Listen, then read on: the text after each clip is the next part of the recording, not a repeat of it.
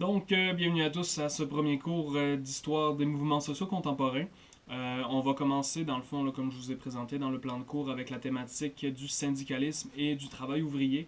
On va partir là-dessus sur 5 cours. Ça nous amène pas mal à la semaine de relâche avec la session là, qui est un petit peu bizarre comme calendrier. Euh, donc aujourd'hui, je vous ai fait la présentation du plan de cours en live. Je vais vraiment faire un petit rappel, là. On place les cartes, on se réactive le cerveau.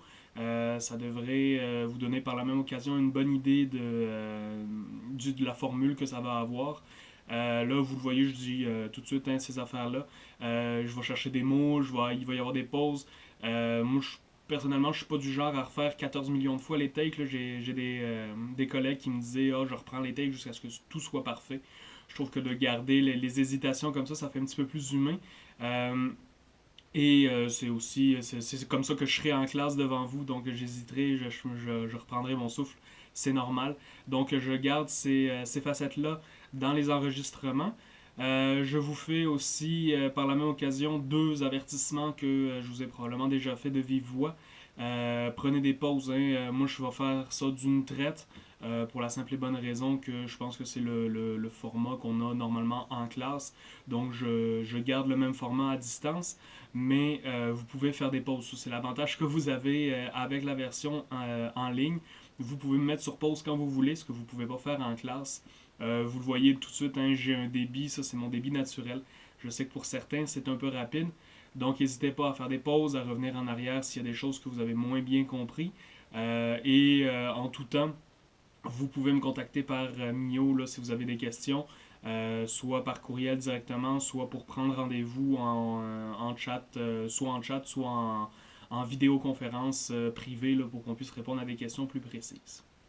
Deuxième avertissement que je fais évidemment aussi, hein, c'est que c'est pas tout du par cœur. Oui, je vous ai mis des notes à prendre. Oui, il faut que vous preniez des notes comme si vous étiez en classe.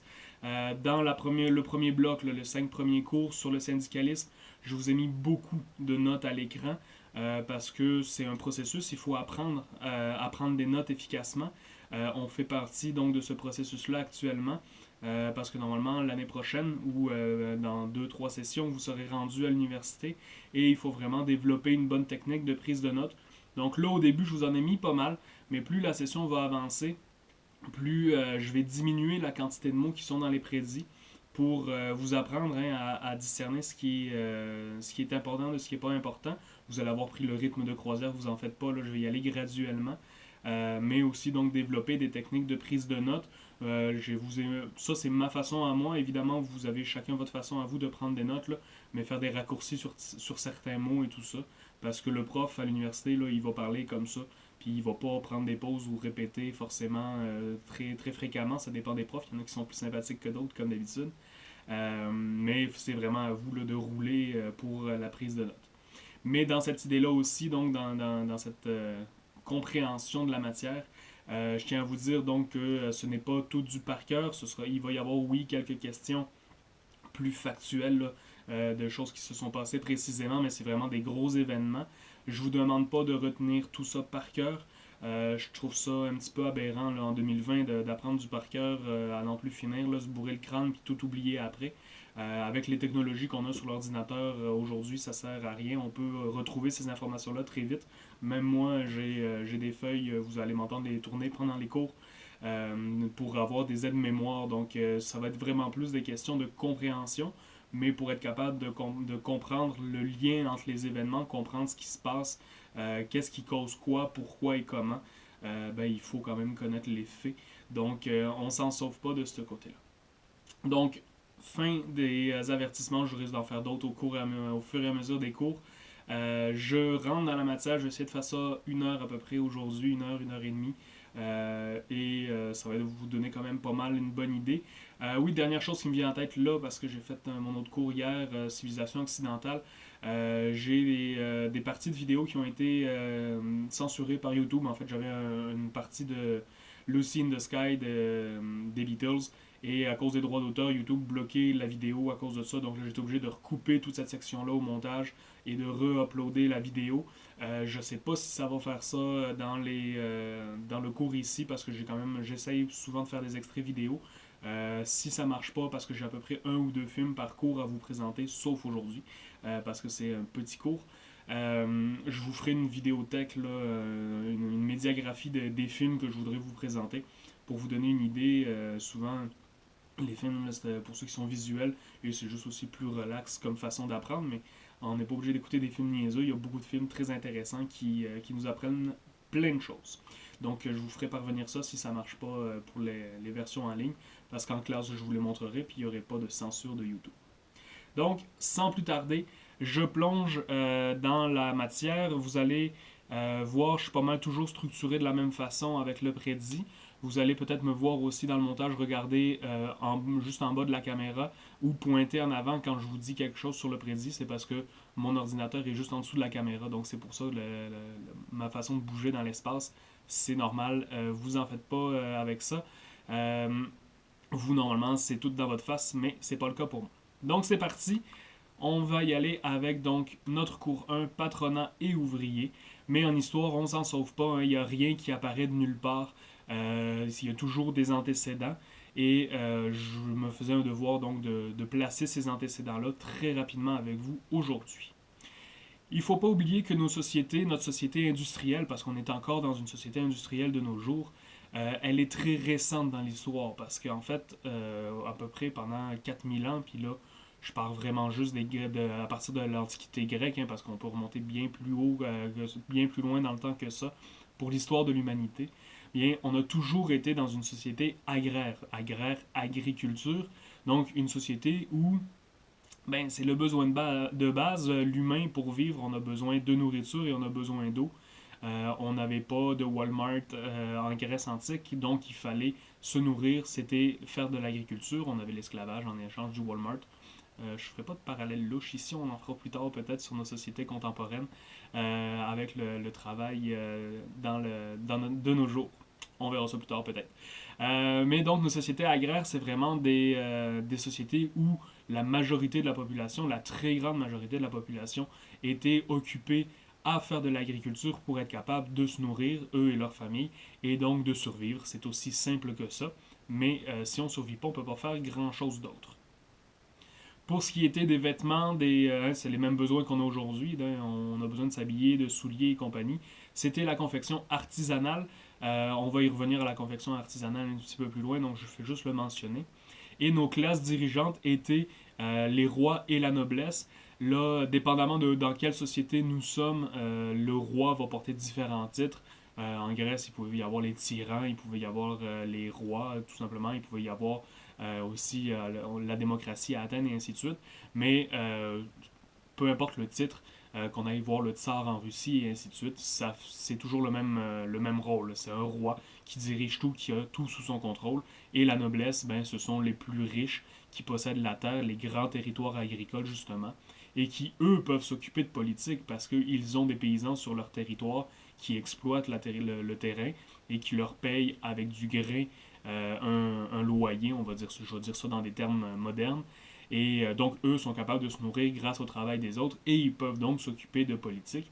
Et souvent, par la même occasion, par hasard, les membres de la famille du roi, cousins, cousines, frères et sœurs, vont petit à petit rester dans les hautes sphères et avoir des postes intéressants de ce côté-là et avoir de plus en plus de richesses.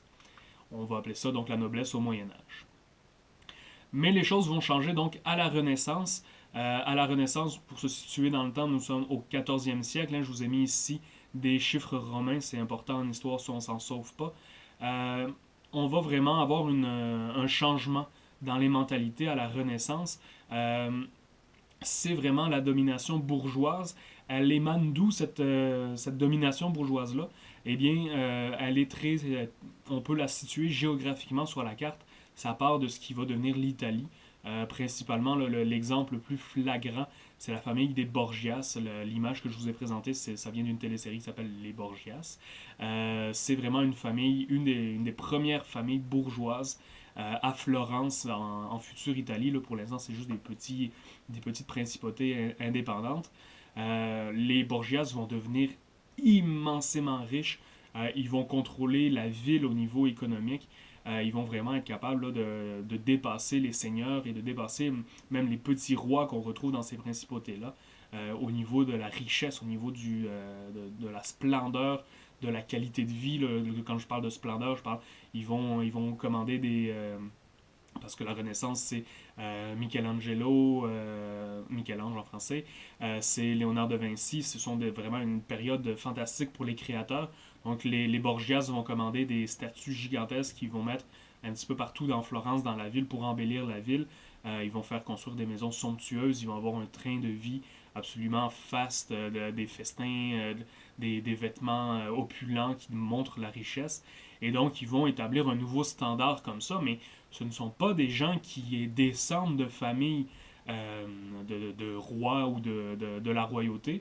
Ce sont vraiment des gens, des bourgeois, qui se sont fait leur propre richesse à travers le commerce. J'y reviendrai un petit peu plus en détail par la suite. Cette renaissance-là est accompagnée d'un renouveau économique, donc d'un changement dans les mentalités économiques. On voit apparaître dans un premier temps les corporations d'artisans. Je vous avais dit qu'on reviendrait sur l'artisanat, hein, le fait que les choses étaient fabriquées à la main. Donc, ces corporations d'artisans-là vont fixer les prix. Donc, mettons là, l'exemple que je vous donne, il me semble que ce sont des gens qui fabriquent des chaussures, je me souviens plus exactement. Peu importe ce qu'ils fabriquaient, que ce soit des chaussures, des tonneaux, c'était le même principe. En fait, ils vont établir des normes de vente. C'est un petit peu toujours le même principe. Hein. Le but, c'est de pas... si on a deux marchands qui vendent la même chose, un à 50$, l'autre à 30$, ben, le choix il est facile, on va aller vers celui qui est à 30$. Ben, là, les corporations d'artisans vont s'assurer que le même travail est rémunéré et payé à peu près au même salaire pour un travail équivalent. Donc, hein, premier discours un petit peu syndical, on va le transposer en fait avec le milieu syndical, ces corporations d'artisans-là. Ensuite, ils vont fixer les normes de qualité. Donc, on ne peut pas vendre du matériel cheap en bon québécois si on fait partie de ces guildes-là, de ces corporations. Guildes, corporations, c'est la même chose. Ça dépend du nom, ça dépend où est-ce qu'on est en Europe. Vont fixer les salaires de leurs membres et vont défendre leurs membres en cas de litige. Donc, maintenant, vous allez chez un chapelier, vous achetez un beau chapeau le chapeau brise au bout de 2 semaines. Là, vous allez retourner chez le chapelier et dire tu m'as complètement, on va utiliser le terme québécois, tu m'as crossé. Tu m'as vendu un chapeau désuet qui n'est pas de bonne qualité. J'ai fait une utilisation normale, il a brisé, je veux que tu me rembourses ou que tu m'en fasses un autre, blabla. Puis là, il va dire non, c'est pas mon problème. T'as dû l'échapper, c'est pas de ma faute, moi je fais des bonnes affaires. Là, tu vas aller voir le juge, évidemment, tu vas aller voir le roi, là, si tu es dans une royauté. Tu vas dire, je me suis fait avoir, je veux qu'on l'enferme, je veux qu'il me dédommage, peu importe, ça dépend de ton niveau de violence personnelle. Le roi donc va décider d'aller chercher cette personne-là. Ben, les corporations d'artisans ont des espèces d'avocats qui se spécialisent dans la défense des membres en disant non, non, il fait partie de la corporation, on a inspecté sa façon de travailler, on sait qu'il travaille selon nos normes de qualité, donc on sait que le chapeau a été fabriqué comme il faut. Là, est-ce que c'est vrai, est-ce que c'est pas vrai? C'est la joie de la vie, là. C'est un exemple comme un autre que je vous donne, mais ils vont vraiment être proactifs pour défendre leurs membres. Donc, encore une fois, vous voyez déjà beaucoup de parallèles avec les syndicats. C'est pour ça que je trouvais ça important de vous les présenter, ces corporations-là. Ça va être très important, hein, ça va être vraiment très volumineux et très fort, ces corporations-là. Je pense, par exemple, à Lance, dans la région hanséatique, là, tout ce qui est le nord de l'Allemagne, le nord de la Pologne jusqu'en Russie et le nord de la France, là, qui vont se rendre faire du commerce jusqu'en Angleterre et ailleurs. Ce sont des marchands excessivement puissants au niveau financier et qui vont vraiment faire un bloc uni pour se défendre les uns les autres dans ce genre de situation-là, là, où il y a des conflits. Donc, beaucoup de pouvoir comme ça, en s'alliant. Les ouvriers vont s'en inspirer par la suite. On a dans ces anses-là donc un système vraiment bien établi, l'école. Et oui, l'école, ça date de très longtemps, sous différentes formes. Là, c'était pas des écoles pour apprendre à lire, à écrire, c'était vraiment des écoles de métier. Donc, on apprenait seulement un métier. Vous l'avez vu ça déjà par le passé au secondaire, là, être apprenti, compagnon, puis maître artisan. Ce que je trouvais drôle, là, j'ai trouvé ça dans mes recherches, c'est ils s'appelaient pas comme ça, eux. Ce sont des termes que nous, on a utilisés par la suite dans les milieux académiques, la recherche, l'histoire et compagnie. Eux, entre eux, s'appelaient, pour les apprentis, ils les appelaient des lapins. Pourquoi? Ben parce que des lapins, quand ils ont des bébés, il y en a plein, plein, plein, plein, plein. Et des apprentis, il y en a plein, plein, plein, plein, plein. Donc, à partir de entre 8 et 12 ans, tu pouvais rentrer, mettons, tes parents te disaient, bon, ben là, on connaît tel maître artisan, il fait des vestes, il fait des chandails, peu importe. Tu vas aller, il t'accepte, tu t'en vas vivre chez cet artisan-là, tu deviens son apprenti. Mais tu deviens un lapin, pourquoi? Ben parce que tu connais rien encore quand tu es apprenti à 10-12 ans, tu connais pas le métier, donc ta job c'est d'aller, ah ben j'ai besoin de tel outil, va chercher tel outil. Fait que là, il fallait que tu ailles courir chercher l'outil, que tu reviennes. Là, c'est la fin de la journée, il faut que tu passes le balai, cours chercher le balai, passe le balai. Fait qu'ils couraient comme des lapins à longueur de journée, fait que leur surnom c'était des lapins. Je trouvais ça divertissant, c'est un petit peu plus relax comme façon de présenter les choses. Ensuite, les compagnons, donc après avoir été apprenti, on vieillit quand on devient un jeune homme autour de 15-20 ans, ça dépend du talent de chacun aussi. On pouvait donc devenir compagnon. Les compagnons, eux autres, étaient appelés des chiens. Il y en a beaucoup moins. Une meute de chiens, les chiens dans la nature, c'est comme des loups, hein. Ça se regroupe en meute. Il y en a beaucoup moins que des lapins, parce que la plupart des apprentis quittaient parce qu'ils n'étaient pas faits pour ça, ou ils se faisaient chasser parce qu'ils ne travaillaient pas assez par le maître. Et donc les chiens, il fallait, les compagnons, il fallait qu'ils réussissent une œuvre magistrale, vraiment une œuvre parfaite pour être acceptés et devenir maître artisan. Donc pour avoir le titre de maître, euh, il fallait vraiment créer, mettons que tu étais un chapelier, il fallait que tu crées un chapeau parfait. Si tu étais un cordonnier, il fallait que tu crées des chaussures parfaites. Et c'était un comité, un groupe de maîtres artisans dans ton domaine, évidemment, qui allait juger donc de ton œuvre. Et si tu fabriquais quelque chose d'assez bonne qualité, il allait dire, ben là, tu as le saut, bravo, tu passes maître. Et maître, le surnom, c'était sanglier, parce que dans la nature, les sangliers, ce sont des animaux solitaires. Euh, et les maîtres ne vivaient pas en communauté. Chaque maître avait son atelier à lui et ils vivaient pas. Ils communiquaient ensemble, ils faisaient des réunions ensemble pour se parler, mais ils ne travaillaient pas ensemble, les maîtres, ils travaillaient avec leurs apprentis, leurs compagnons. Donc ils étaient beaucoup plus solitaires. Donc je trouvais ça drôle, cette façon-là de s'appeler les uns et les autres. Ça, c'est en France, évidemment, là, parce que c'est les termes français, mais je ne les connais pas dans les autres pays, mais ça se ressemblait pas mal de ce que j'ai lu. Notre bourgeoisie marchande, donc, fait son apparition avec ce renouveau économique-là par la même occasion.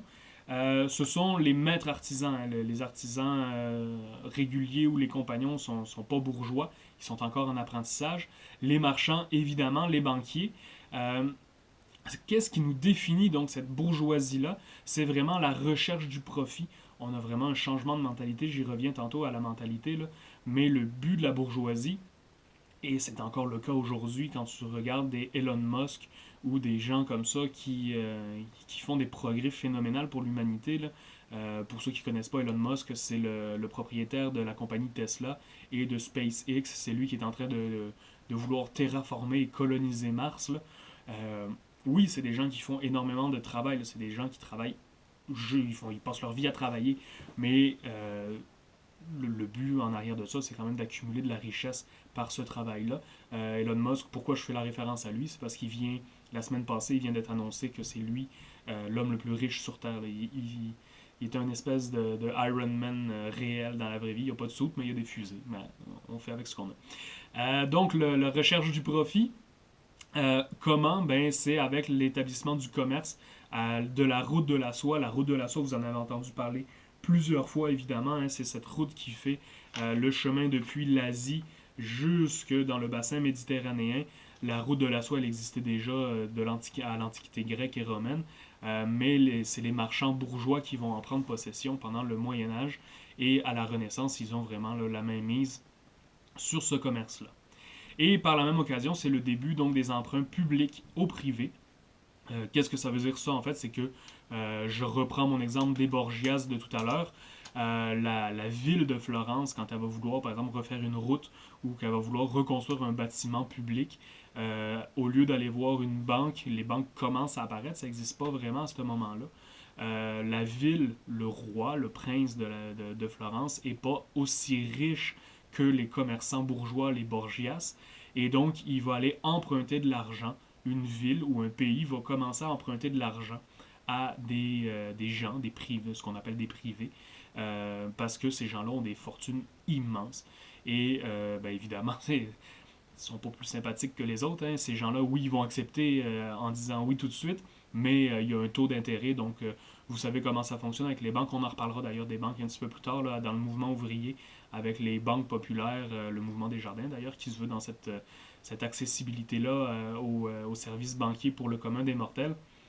Oui, ils prêtent de l'argent, mais ils ont un taux de pourcentage. Donc, si tu empruntes 100$ à 2%, ben, il va falloir que tu rembourses 102$. Donc, le 2$ va dans les poches de la banque. C'est la même chose avec les bourgeois à l'époque. C'était pas 2%. Le taux pour rembourser par la suite, c'était pas mal plus que ça. Et ils vont continuer à s'enrichir comme ça. Encore une fois, là, je fais un break pour vous dire si ça va trop vite hein, pour la prise de notes. Vous faites pause à chaque diapo que vous avez besoin. C'est l'avantage. En classe, je vous demanderai ça va-tu trop vite. Je prendrai des pauses, je prendrai des breaks pour que vous ayez le temps de prendre ça en note. Là, vous faites spacebar puis espace en français. Vous avez le contrôle, donc vous n'hésitez pas. Je viens de vous parler des banques. Les banques donc apparaissent à ce moment-là. On va voir apparaître les banques avec pas mal tout ce qu'on connaît aujourd'hui. C'est juste les termes qui vont changer. Donc, on a la lettre de change. La lettre de change, c'est tout simplement le chèque. C'est un petit peu drôle que je parle du chèque parce que de nos jours, est-ce qu'il y en a d'entre vous qui ont déjà fait un chèque? Avant, je vous aurais dit, vous faites probablement des chèques pour payer votre loyer. Maintenant, c'est même ça, c'est par virement Interac ou virement Desjardins ou peu importe. Là. Donc le chèque, ça existe quasiment plus dans notre société, mais au lieu, en fait, le principe de la lettre de change comme le chèque, c'est qu'au lieu de se trimballer avec un sac rempli de pièces, puis que quand on marche, le monde sait qu'on a de l'argent, puis ils viennent nous attaquer pour nous voler, ben là on a un petit bout de papier qu'on roule, qu'on met dans notre portefeuille, qu'on plie, et qui peut valoir des sommes absolument phénoménales. Mais là, c'est pas mal plus discret. On peut même, les paranos, le cacher dans des doubles plis de vêtements et tout ça. Donc, on peut transporter des sommes beaucoup plus importantes, mais sans avoir une charrette à traîner pour traîner les sacs et les coffres. Donc, intéressant de ce côté-là. Aujourd'hui, c'est encore plus facile avec PayPass. Les banques, c'est quoi leur rôle principal? Donc, prêter de l'argent en échange d'intérêts. Je viens d'en parler, je ne repasse pas là-dessus davantage. Et la bourse, la création de la bourse qui apparaît dans ce temps-là. Je vais vous donner l'exemple de l'Angleterre un petit peu plus tard. Mais c'est quoi le but de la bourse? C'est vraiment donc de financer des projets. Je fais un exemple concret parce que je me suis rendu compte au fil du temps que vous ne connaissez pas encore ça malgré vos cours d'économie de secondaire 5. La bourse, comment ça fonctionne? Je vais vous donner le même exemple que je donne toujours. Ma petite commande pour changer les diapos à distance. J'appelle ça la bébelle à Jim. C'est pas ma bébelle à moi, mais c'est l'exemple. La bébelle à Jim, je me dis, j'en fabrique un patenté à la maison, dans mon garage, comme beaucoup l'ont fait. Microsoft, hein, Bill Gates, Tesla, tout ça, ils ont tous commencé dans leur garage à faire des prototypes avant de connaître le succès qu'ils ont eu. Bon, ben moi, j'en fabrique un comme ça dans mon garage. Puis là, je connais du monde qui ont un petit peu d'argent. Je vais aller voir en disant, hey, regarde, j'ai inventé ça, c'est magique. Regarde, ça change les diapositives à distance. On n'a même pas besoin de toucher. On est capable de faire ça. Tous les profs du monde vont en raffoler. Et là, vous vous dites, mon Dieu, il a raison. Et avec un discours aussi convaincant, il a raison. Et là, vous dites, ouais, mais pourquoi tu me parles de ça? Et là, je dis, ben, c'est parce que pour fabriquer ça, là, c'est bien beau, j'en ai fabriqué un. Mais si je dois en fabriquer 15 000, 20 000, 50 000, ben, j'ai besoin d'acheter une bâtisse, j'ai besoin d'acheter des machines, j'ai besoin d'acheter, de payer des ouvriers qui vont travailler avec ces machines-là. J'ai besoin de payer des camions pour envoyer mes marchandises dans les magasins. J'ai besoin de faire de la pub, j'ai besoin de tout ça. Donc, j'ai besoin quand même pas mal d'argent, puis j'ai pas tout cet argent-là. Donc, est-ce que tu voudrais me prêter de l'argent? En échange, je vais te donner un papier qui dit, bon, ben, tu as 1%, 2%, 3%, ça dépend du montant que vous me prêtez, dans ma compagnie. Et là, tu te dis, crème, c'est une bonne idée, mais moi, je vais te donner 5 000 $, 10 000 $, peu importe. Je te donne un petit papier qui dit, dans la compagnie Les Bébelles de Jim, tu as 5% d'actions, 5% de la valeur totale de l'entreprise. On fait ça. La compagnie va très bien, les gens raffolent du produit, ils en achètent, ils en achètent, ils en achètent. Eh bien, la compagnie va prendre de la valeur et ton 5% d'action va prendre de la valeur en même temps. Puis à un moment donné, tu vas dire, bon, mais là, ta compagnie, Jim, elle roule, tu n'as pas besoin d'aide, je vais te revendre mon 5%. Mais ta compagnie, elle valait rien à l'époque. Là, elle vaut 5 millions. 5% de rien, c'était 5000 pièces que je t'ai prêté. Là, 5% de 5 millions, ben, c'est pas mal plus. Là, je vais te racheter les actions pour le montant que ça vaut proportionnel. Donc, c'est un moyen d'être capable de mettre en commun l'argent de plusieurs personnes pour fabriquer quelque chose. Même principe, même étape, tout ça, sauf qu'à la partie, on a tout fabriqué tout ça, mais au lieu que ça pogne puis que le monde aime ça, le monde fait comme t'es bien stupide, je m'en fous, je vais peser sur ma petite flèche de clavier puis ça fait la même job, j'en achète pas de ta bébelle, je veux rien savoir.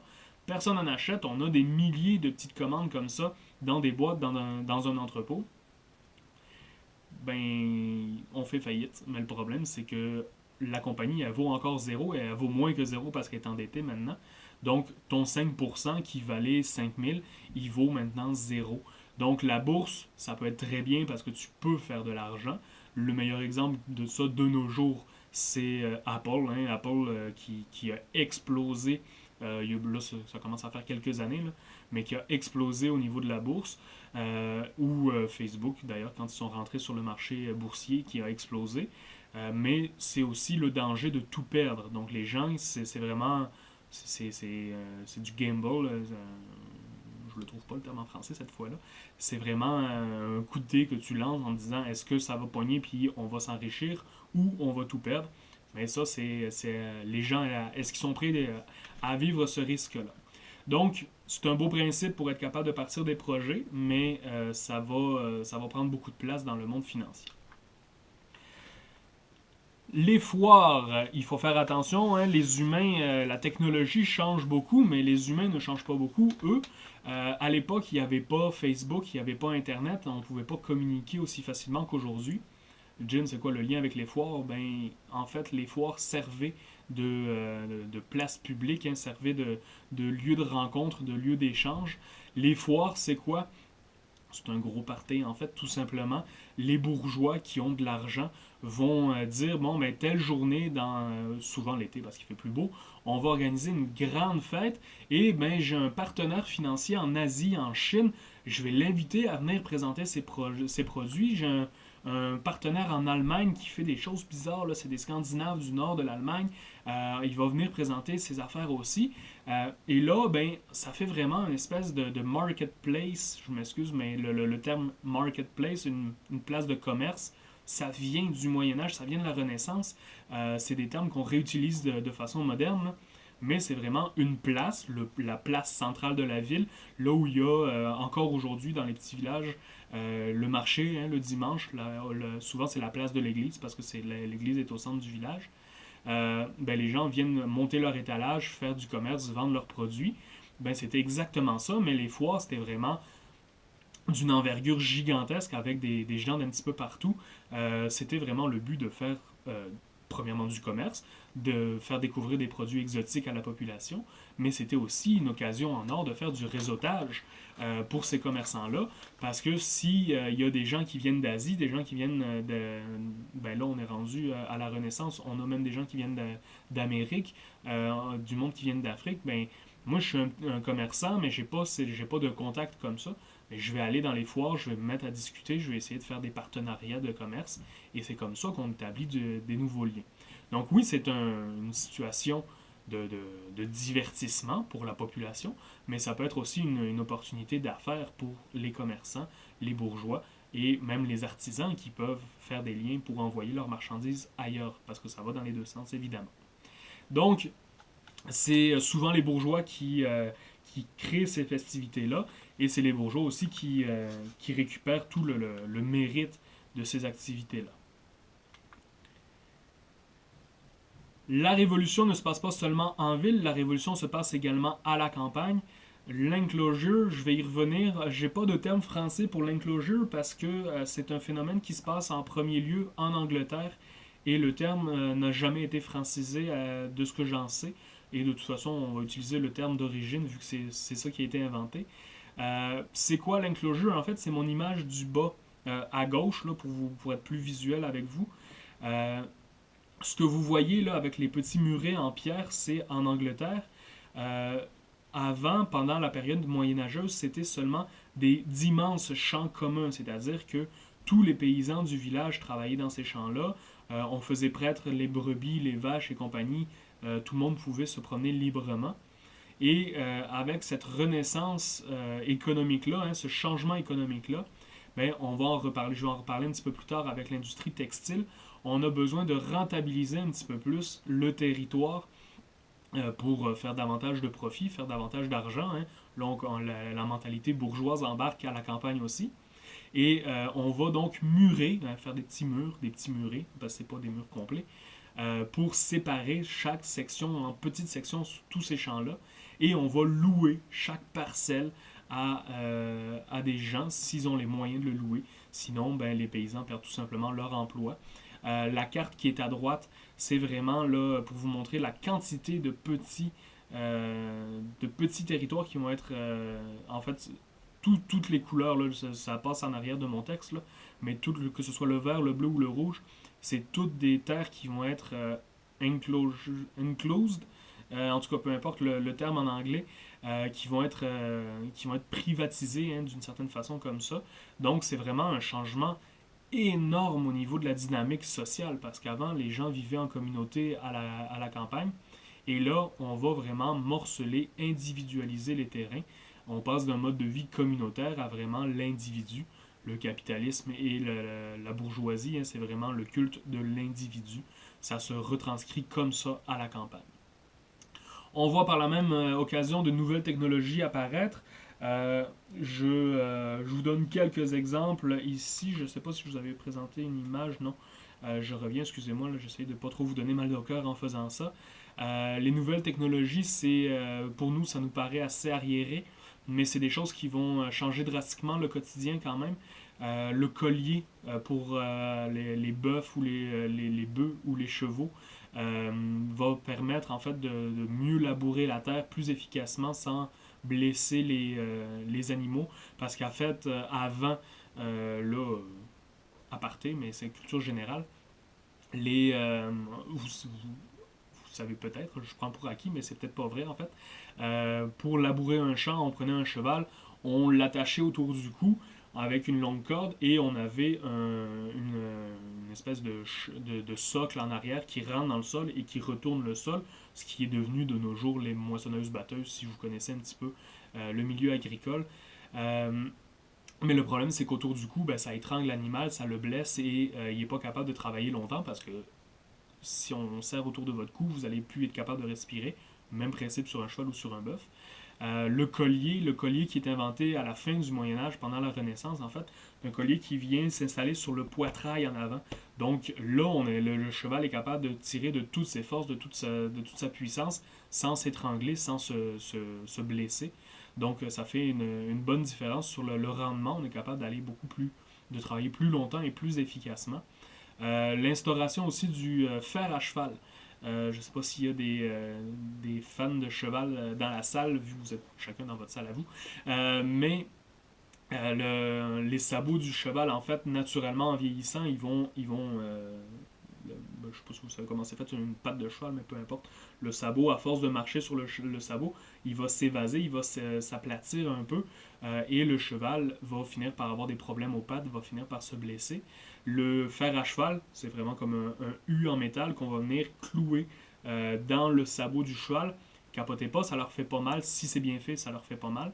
Le sabot, c'est comme des ongles. Il n'y a pas de nerfs, c'est pas sensible. Mais l'intérieur du sabot, l'intérieur de la patte, oui, c'est sensible. Fait que si c'est mal fait, on peut blesser énormément le cheval. Mais les maréchals ferrants sont spécialistes en la matière. Ils sont supposés bien faire ça. Ils ne sont pas supposés blesser l'animal. Et tu n'es pas supposé vouloir le blesser parce que c'est ton animal qui travaille avec toi. Tu en as besoin. Et le fer à cheval, ben, c'est le même principe que nos pneus d'hiver. Au lieu de glisser sur la terre, au lieu de glisser sur le terrain, ben, le fer à cheval va donner une adhésion, un crampon pour agripper dans le sol et la force de traction, la force pour tirer. va être décuplé de cette façon-là grâce au fer à cheval. Et par la même occasion, c'est un petit peu comme, je ne sais pas s'il y en a d'entre vous qui ont eu des broches, mais en arrière des dents, ils collent, soudés sur les gencives, ils collent un petit fil de métal en arrière des dents quand vous avez eu des broches pour s'assurer que les dents restent en place. Ben, le fer à cheval fait un petit peu le même principe sur le sabot du cheval. Il garde la corne, il garde le sabot plus en place. Donc le cheval reste en santé au niveau de ses pattes plus longtemps. Donc ça peut paraître un petit peu archaïque comme invention, mais à cette époque-là, ça fait vraiment une révolution assez grandiose à la campagne, tout ça.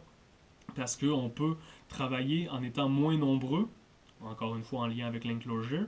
On peut être moins nombreux à travailler dans les champs et on est capable d'être aussi rentable, de faire autant de surface, de faire autant de travail qu'on avait besoin de beaucoup plus d'hommes avant pour faire. Donc, ça va avoir des répercussions, entre autres l'exode rural qui va amener des ouvriers dans les villes. On y arrive pas mal tout de suite après. Il me reste juste donc ce changement de mentalité. Je vous avais dit qu'on en reparlerait du changement de mentalité. Pourquoi la mentalité change à cette époque-là? Eh bien, parce qu'on n'a plus des propriétaires terriens. C'est plus la terre qui va donner la richesse sociale, le statut social. Souvent, la noblesse, les propriétaires terriens veulent que les choses restent comme elles sont. Ils veulent garder leurs privilèges. Là, on a une bourgeoisie qui recherche le profit. Et le profit, c'est comment? C'est en prenant des risques, c'est en faisant du commerce, c'est en faisant des nouveaux essais économiques, en faisant des nouvelles alliances, des partenariats économiques. Donc, c'est des gens qui risquent beaucoup plus, qui osent beaucoup plus et qui sont plus dans une mentalité avant-gardiste, je vais dire libérale, parce que c'est ces termes-là qui commencent à apparaître. Donc, la liberté de faire de l'économie, la liberté d'essayer des nouvelles choses, versus des conservateurs qui veulent vraiment garder leur terre et leurs avantages sociaux, c'est-à-dire être proche du roi puis avoir des richesses. Et on est directement héritier de tout ça. Donc, dans ce contexte-là, va apparaître par la même occasion l'industrialisation. Ça aussi, j'y passe rapidement, c'est une demi-heure apparemment, mais quand même rapidement parce que c'est des choses que vous avez déjà vues. Donc, on passe vraiment là à l'ère de l'industrialisation. Comment? Par cette invention-là de la machine à vapeur. Donc, la machine à vapeur va transformer la vie économique et sociale. C'est vraiment important. Là, ma définition de révolution industrielle, c'est période pendant laquelle une série d'inventions. Mais la série d'inventions, je vais vous parler du train, je vais vous parler du bateau, je vais vous parler de plein d'affaires, mais c'est vraiment, tout fonctionne avec la machine à vapeur. Donc, c'est elle qui est révolutionnaire, c'est elle qui va accélérer le rythme de vie et c'est elle qui va faire un grand changement dans le quotidien des gens. Je vous présente ici en espérant que ça ne bug pas et que je ne serai pas censuré, que je vais être obligé de vous le couper au montage. Je vous présente cette fameuse machine à vapeur. C'est une vraie là, qu'ils ont mis dans un musée en Suisse et qui fonctionne. Je ne vous présente pas le 14 minutes, mais je vous le présente quand même une partie. Donc pour ceux qui lisent le suisse en haut, sinon en français en bas, je vais vous la partir un petit peu plus loin.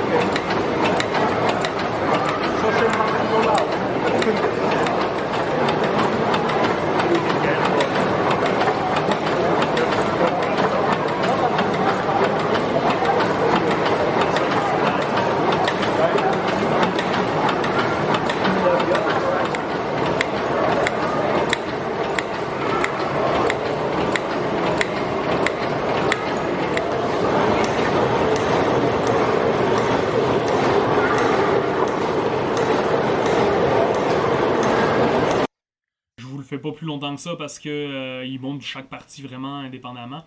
Vous voyez, ça c'est une machine vraiment bien développée. Hein. C'est une l'ère industrielle, mais pas mal plus loin dans le temps parce qu'au début, les machines étaient pas mal plus primitives. Mais vous avez peut-être remarqué le bruit que ça fait, le clic, clic, clic, clic un petit peu partout. Et ça, on entendait les gens parler autour, on discernait mal ce qu'ils disaient parce que c'est très bruyant comme machine. Là, imaginez rentrer dans une industrie où vous avez des dizaines et des dizaines de machines comme ça. C'est très assourdissant comme milieu de travail. Et c'est le rythme, hein. Vous voyez la roue à la fin là, qui tourne, elle va à un rythme quand même assez effréné versus un cordonnier qui fabrique à la main des souliers tranquillement dans son atelier. Donc, on a vraiment un changement dans les usines.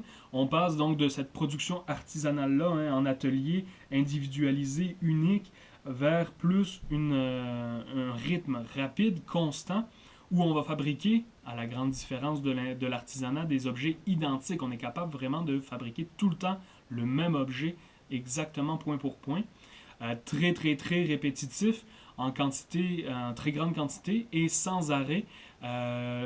Dans les débuts du capitalisme et de la révolution industrielle, on a des chiffres, on en a encore de nos jours d'ailleurs, mais c'est mieux réglementé, des chiffres de jour, de soir, de nuit, et les machines roulent 24 heures sur 24. Le but, c'est de produire non-stop.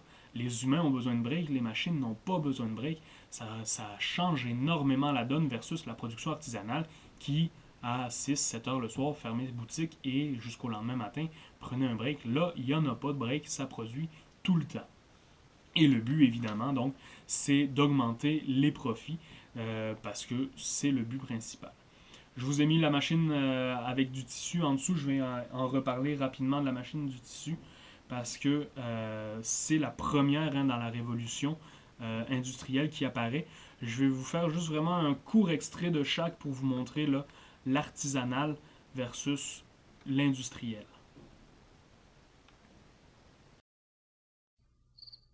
Textile manufacturing was the first major industry to undergo industrialization, and for many people, the change was tragic. That was because before the Industrial Revolution, the poor rural population had few ways of earning a living, except for the unreliable income they got from farming. Bon, excusez pour le petit bug technique. Je passe parce que je voulais vraiment juste vous montrer la machine au début à la main. Là, on passe à la même machine, mais en version industrielle mécanique.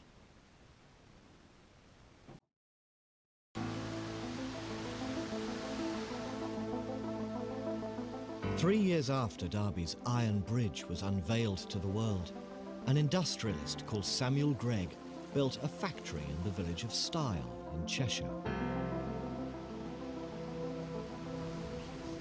And I've come here because I want to start unpacking now the impact of the Industrial Revolution on ordinary people, the way it transformed to the invention in the mid-18th century of machines of startling ingenuity, designed to speed up the process of textile manufacturing. Spinning mules like these could spin 240 miles of cotton thread a day. Power looms wove cloth at speeds barely conceivable a generation earlier.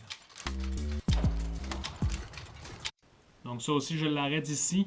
Je vais laisser le petit début parce que ceux qui sont moins à l'aise en anglais, je vous le traduis. C'est la première usine, vraiment la première usine de textile qui a été fabriquée en Angleterre, la bâtisse en briques rouges qui était en arrière. C'est un monument historique maintenant qui a un musée là, justement avec ces machines-là. Donc vous avez vu, hein, la fermière qui fabriquait à la main avec son outil en bois archaïque, si j'ose m'exprimer, ainsi, mais ça faisait très bien la job, ça avait toujours été comme ça dans l'histoire de l'humanité. Et en dedans d'une génération, c'est ça qu'il disait dans le deuxième extrait, là, en dedans d'une génération, on est passé à des machines qui étaient capables de tisser des kilomètres et des kilomètres de fil par jour. Donc ça a vraiment changé complètement le monde dans lequel les gens vivaient à l'époque. Nous, on est né là-dedans, dans la rapidité, les technologies, tout ça. Donc, ça nous paraît normal. Mais pour les gens à l'époque, c'est quelque chose qui est vraiment très déstabilisant parce que le mode de vie, les mentalités, tout change très rapidement alors que les choses n'avaient pas changé depuis des milliers d'années. Oui, la féodalité et tout ça, les régimes avaient changé, mais la façon de vivre n'avait pas changé à l'époque encore. Les effets néfastes de tout ça, hein, quand même, il y en a, il faut pas croire. Puis vous voyez aussi, je vous ai mis une photo contemporaine parce qu'on sait que de nos jours, par exemple, la compagnie Nike, hein, qui vient encore une fois d'être reconnue de l'exploitation d'enfants euh, en Asie, je sais plus où exactement. Euh, je l'ai pas mis, tiens, j'ai le flash là, je vous ferai peut-être le lien. J'avais un documentaire sur la compagnie Apple qui a c'est un sous-traitant, enfin qui s'en lave les mains, ils disent que c'est pas eux, là, mais les iPads, les iPods, les iPhones et tout ça, les iBabel que j'appelle, sont toutes fabriquées en Chine et c'est des cités fermées là, avec des murs vraiment. Il y a des bâtiments dortoirs où c'est des chambres où les gens dorment. Ils ont des autobus qui appartiennent à la compagnie qui les emmènent à l'usine puis qui les ramènent dans les dortoirs après à la fin de leur chiffre.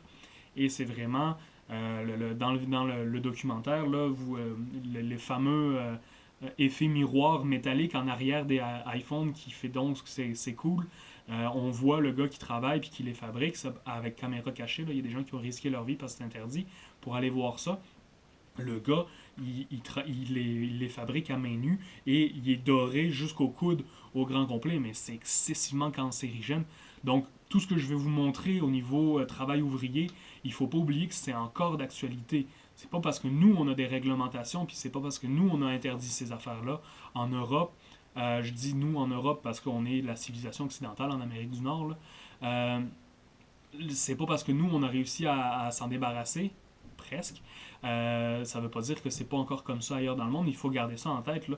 Nos privilèges viennent à cause du malheur de d'autres. Ça, c'est irréfutable. Je pourrais vous retrouver, si ça vous intéresse, dites-le moi dans les forums ou par Mio. Je vous retrouverai ce documentaire-là. Je vous l'enverrai. C'est pas, je pense que c'est 45 minutes, mais c'est super intéressant si ça vous intéresse, ce genre de sujet-là. Un petit peu plus moderne, un petit peu plus d'actualité que de l'histoire.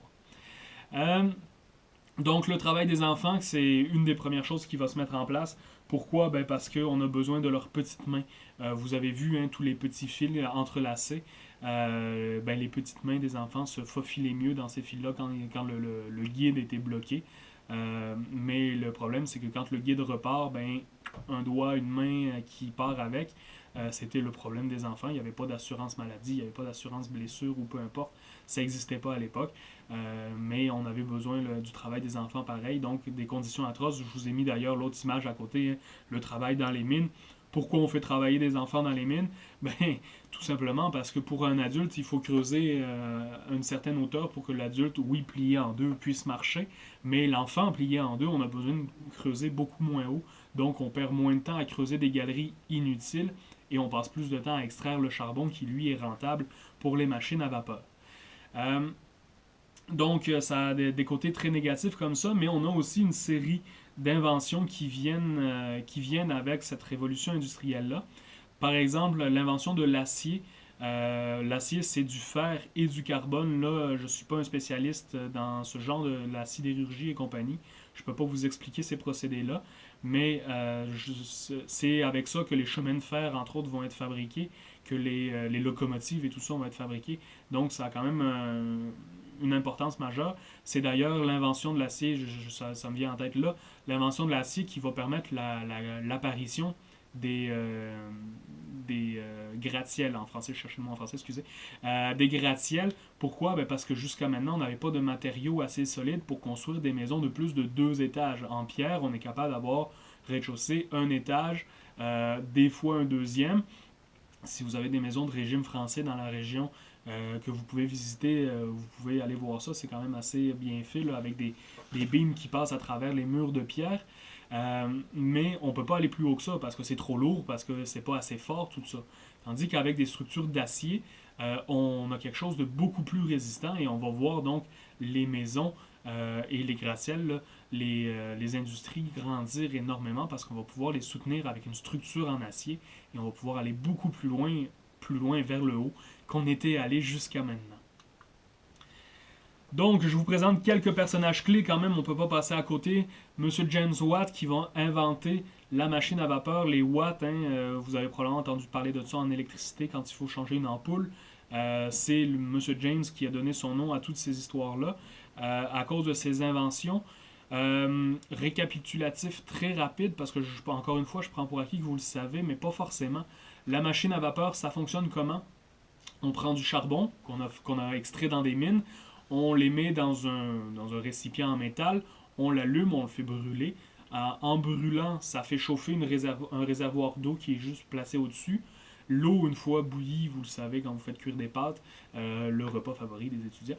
Ça fait donc de la condensation, de la vapeur, excusez-moi. Ça fait de la vapeur. La vapeur va s'accumuler dans le piston, donc juste au-dessus de la tank à eau, on a le piston. La vapeur va s'accumuler dans le piston et va créer de plus en plus de pression. Et dans le piston, il y a la pièce de métal qui est lui-même le piston. Donc, et quand la pression est assez forte, ça va pousser sur ce piston-là, sur cette pièce de métal-là. Et en faisant bouger ça, eh bien, là, le bras du piston, le bras en métal, est rattaché à une courroie ou à une chaîne. C'est ce que vous voyez à côté là, de M. Watt sur mon image. Et ça va permettre donc de pousser ou de tirer sur une autre pièce. Et là, on peut la faire soit tourner, soit avancer, reculer. Ça dépend de l'utilité de la machine. Donc, c'est comme ça que ça marche, la machine à vapeur. Ça va vraiment changer énormément les choses. Par exemple, avec l'arrivée du train, les premiers trains, ça va être vraiment un choc pour les populations à l'époque. Imaginez, depuis que l'humanité existe, on se déplace à pied, on se déplace en vélo. Le vélo existe à l'époque, ça a été une invention qui a été faite. On se déplace le plus vite qu'on est capable d'aller, c'est à dos de cheval. Le cheval, c'est l'animal domestique qui est le plus rapide pour les humains. C'est d'ailleurs pour ça qu'on parle de chevaux vapeur au début, au niveau de la puissance de vitesse. Et là, apparaît le train. Premièrement, c'est une immense machine de métal. Juste ça, c'est très impressionnant. On n'a jamais vu des choses comme ça. Deuxièmement, elle se déplace, elle bouge, cette grosse machine-là. Et troisièmement, elle va plus vite que des chevaux. C'est absolument fantastique, mais c'est terrorisant en même temps. Je vous fais l'anecdote, j'aime bien ce genre d'anecdote-là. La première démonstration d'un train qu'il y a eu, les gens refusaient. On leur disait, embarquez dans le train, on va aller faire un tour, on va vous montrer c'est quoi. Et les gens refusaient de rentrer dedans. Pourquoi? Mais parce que le promoteur du train, je me souviens plus des noms, c'est pas important, c'est qui avait fait ça. Les promoteurs vantaient le train en disant, on peut aller jusqu'à 60 km/h. Ils disaient pas ça dans ces termes-là, mais peu importe. On peut aller jusqu'à tant de vitesse de chevaux. C'est fantastique, c'est novateur, Et les gens disaient, mais si on va à 60 km/h, le vent va nous empêcher de respirer. Si on essaye de respirer, nos poumons vont éclater à cette vitesse-là. Et je vous niaise pas, là. C'est vraiment ce que les gens pensaient. Je vais y revenir tout à l'heure avec les Frères Lumière, avec le cinéma. Ça a vraiment choqué l'imaginaire parce que les gens ne connaissaient pas ça. Donc, finalement, ils vont le montrer. Excusez-moi.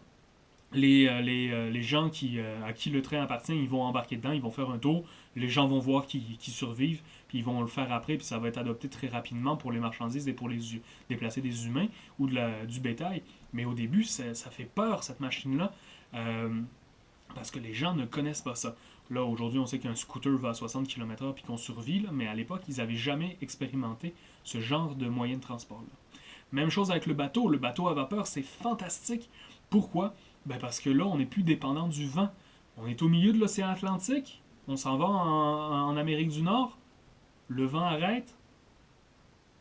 On est arrêté. On ne peut rien faire. On est stoppé là.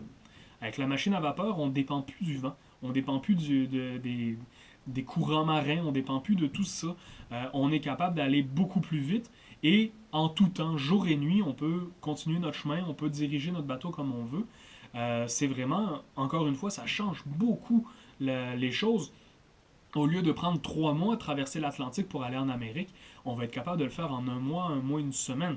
On vient quand même gagner plus de la moitié du temps. Ça change radicalement les choses. Les premiers bateaux à vapeur, vous le voyez sur mon image, ça va être avec des grandes roues, ce qu'on appelle des roues à hub. C'est inspiré directement des moulins à eau. L'autre cliché que vous avez peut-être en tête avec ça, c'est les bateaux sur le Mississippi.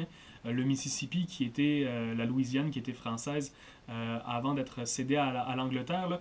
Mais c'est ces bateaux qu'on voit dans, par exemple, les BD ou les dessins animés de Lucky Luke. Si vous avez déjà vu ça, c'est les bateaux en arrière qui ont des grosses roues pour les faire avancer, là, que ça ressemble quasiment à des gros pédalos à l'arrière du bateau. Ça va être les premiers bateaux à vapeur qui vont apparaître, mais c'est des bateaux qui sont, versus les bateaux à voile, excessivement puissants et excessivement rapides. Ensuite, ils vont évoluer vers les bateaux à hélice et compagnie. Je voulais vous présenter aussi, parce que j'aime bien varier les plaisirs, on a dans notre tête à nous, dans notre culture nord-américaine, que l'inventeur de la voiture, de l'automobile, c'est Monsieur Ford, la compagnie Ford. Cependant, en faisant des recherches un petit peu plus avancées, j'ai découvert Monsieur automobile. Là, je me suis posé la question, je ne sais pas si ça vient de lui, ou automobile, automatique, ça se mobile, ça bouge. Donc, automobile, ça bouge tout seul, une voiture avec le moteur, ou ça vient vraiment du nom de Monsieur Nicolas Otto. C'est un Allemand, c'est pour ça que je vérifiais son nom, je voulais bien le prononcer.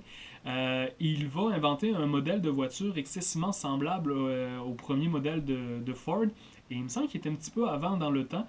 Je ne sais pas, je vous dis pas que c'est l'un ou je vous dis pas que c'est l'autre, je fais juste vous dire que souvent, les inventions, c'est pas une personne. L'ampoule électrique, c'est pas une personne.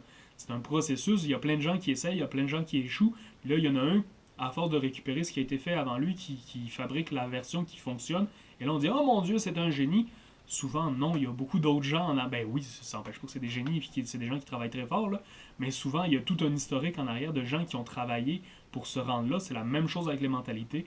Je vais me faire un devoir de vous présenter ça, là, que les précédents dans les mentalités, par exemple avec le darwinisme. On va parler du darwinisme dans le deuxième bloc, là, quand on va parler de l'esclavagisme. Il n'arrive pas de ça nulle part, Darwin. Oui, il va le synthétiser, oui, il va bien le présenter, mais il y a des gens avant lui qui ont mis la table pour ce genre d'idéologie-là dans son époque. Monsieur Otto, quand même un Allemand important. Samuel Morse, vous le connaissez probablement un peu moins parce que le Morse n'est plus très utilisé de nos jours. Le Morse peut être fait de deux façons, en fait, soit par le télégraphe électrique, qui est vraiment son invention à lui. Donc, vous avez peut-être vu ça dans des films, là, c'est une petite machine avec un petit papier, vous avez tic, tic, tic, tic, tic, tic, tic, tic, tic. Excusez pour mon imitation du code Morse, là, mais c'est ça que ça fait pareil. C'est utilisé aussi en navigation avec des flashs de lumière, avec des lampes de poche. Donc un signal court, deux signaux courts, un signal long. Ça veut dire des lettres. Ça, je l'avais appris, mais je m'en souviens plus pantoute. Donc c'est un moyen de communiquer. Mais ça aussi, c'est le cellulaire avant l'heure, si j'ose m'exprimer ainsi. On est capable de transférer des messages à des distances faramineuses en quelques minutes. C'est pas Internet, c'est pas instantané comme aujourd'hui, mais c'est beaucoup plus rapide qu'un courrier à cheval ou qu'un courrier à pied là, pour transmettre l'information. Donc, Samuel Morse, un autre jalon important dans cette révolution industrielle-là. Et finalement, je ne vous ai pas donné l'invention de l'ampoule électrique pour rien. Monsieur Thomas Edison, quand même aux États-Unis, assez important, assez connu dans l'histoire américaine. Je trouvais ça important de vous montrer cette image-là précisément parce que oui, on a l'ampoule électrique en arrière là, qui illumine, mais Thomas Edison est un inventeur insatiable. Il est même, pour vous donner une idée, il est même dans les Simpsons. À un moment donné, il y a Homer Simpson. Il invente, entre parenthèses, une chaise parce qu'il n'arrête pas de tomber de sa chaise. Il invente des pattes qui sortent de sa chaise pour l'empêcher de basculer. Et là, il se rend compte qu'il a trouvé ça dans le musée de Thomas Edison. Donc, il est même dans la culture populaire dans les Simpsons. Un inventeur inégalé ou presque aux États-Unis. Là, il va inventer toute sa vie. Et vous le voyez, il y a une fiole dans sa main. Il va toucher un petit peu à tout. Là. Autant la chimie que les inventions physiques. Donc, un grand homme aussi. Mais comme je vous dis, là, il n'a pas tout inventé. Le fil incandescent qui est dans l'ampoule, c'est un autre inventeur avant lui, je ne me souviens plus de son nom, mais c'est un autre inventeur avant lui qui va inventer le fil incandescent qui allume. Aujourd'hui, avec les Dell, on n'a plus ça, mais vous savez de quoi je parle. Et c'est vraiment ce que Edison va faire, c'est vraiment l'ampoule sous vide qui va faire une grosse différence. Donc, c'est le globe de vitre autour, mais qui va vider l'air parce que le fil incandescent prenait en feu au contact de l'air. Mais là, en retirant l'air dans l'ampoule, ça fait en sorte que le globe incandescent peut allumer sans conséquences néfastes, parce que le but, c'est pas de faire brûler la maison non plus. Donc, quelques inventeurs clés comme ça, je voulais y passer rapidement. Je continue encore une fois avec mes jalons principaux de cette révolution industrielle. Je mets la table pour les prochaines semaines pour nos travailleurs. Pourquoi l'Angleterre? Pourquoi tout ça est parti de l'Angleterre? Regardez déjà cette transformation massive du paysage. On est parti de la campagne où on vivait en petits villages, en petites communautés, et on se retrouve dans des villes avec des cheminées à perte de vue qui font de la fumée de charbon. C'est excessivement nocif. Ça fait un smog effroyable. C'est absolument... Puis ça fait un résidu qui tombe à terre. Tout est gris, tout est sale en permanence. Donc, avec l'enclosure, les paysans quittent la campagne et vont vivre en ville et ils vont se ramasser dans des quartiers vraiment entassés les uns dans les autres, dans des appartements minables avec pas de toilette à l'intérieur. Je vous fais la parenthèse ici, hein, la toilette en dedans, c'est très très très récent dans notre histoire. À l'époque, c'était la bécosse en ville, c'est-à-dire dans la cour arrière, il y avait une petite cabane en bois, puis c'est là qu'on faisait nos besoins.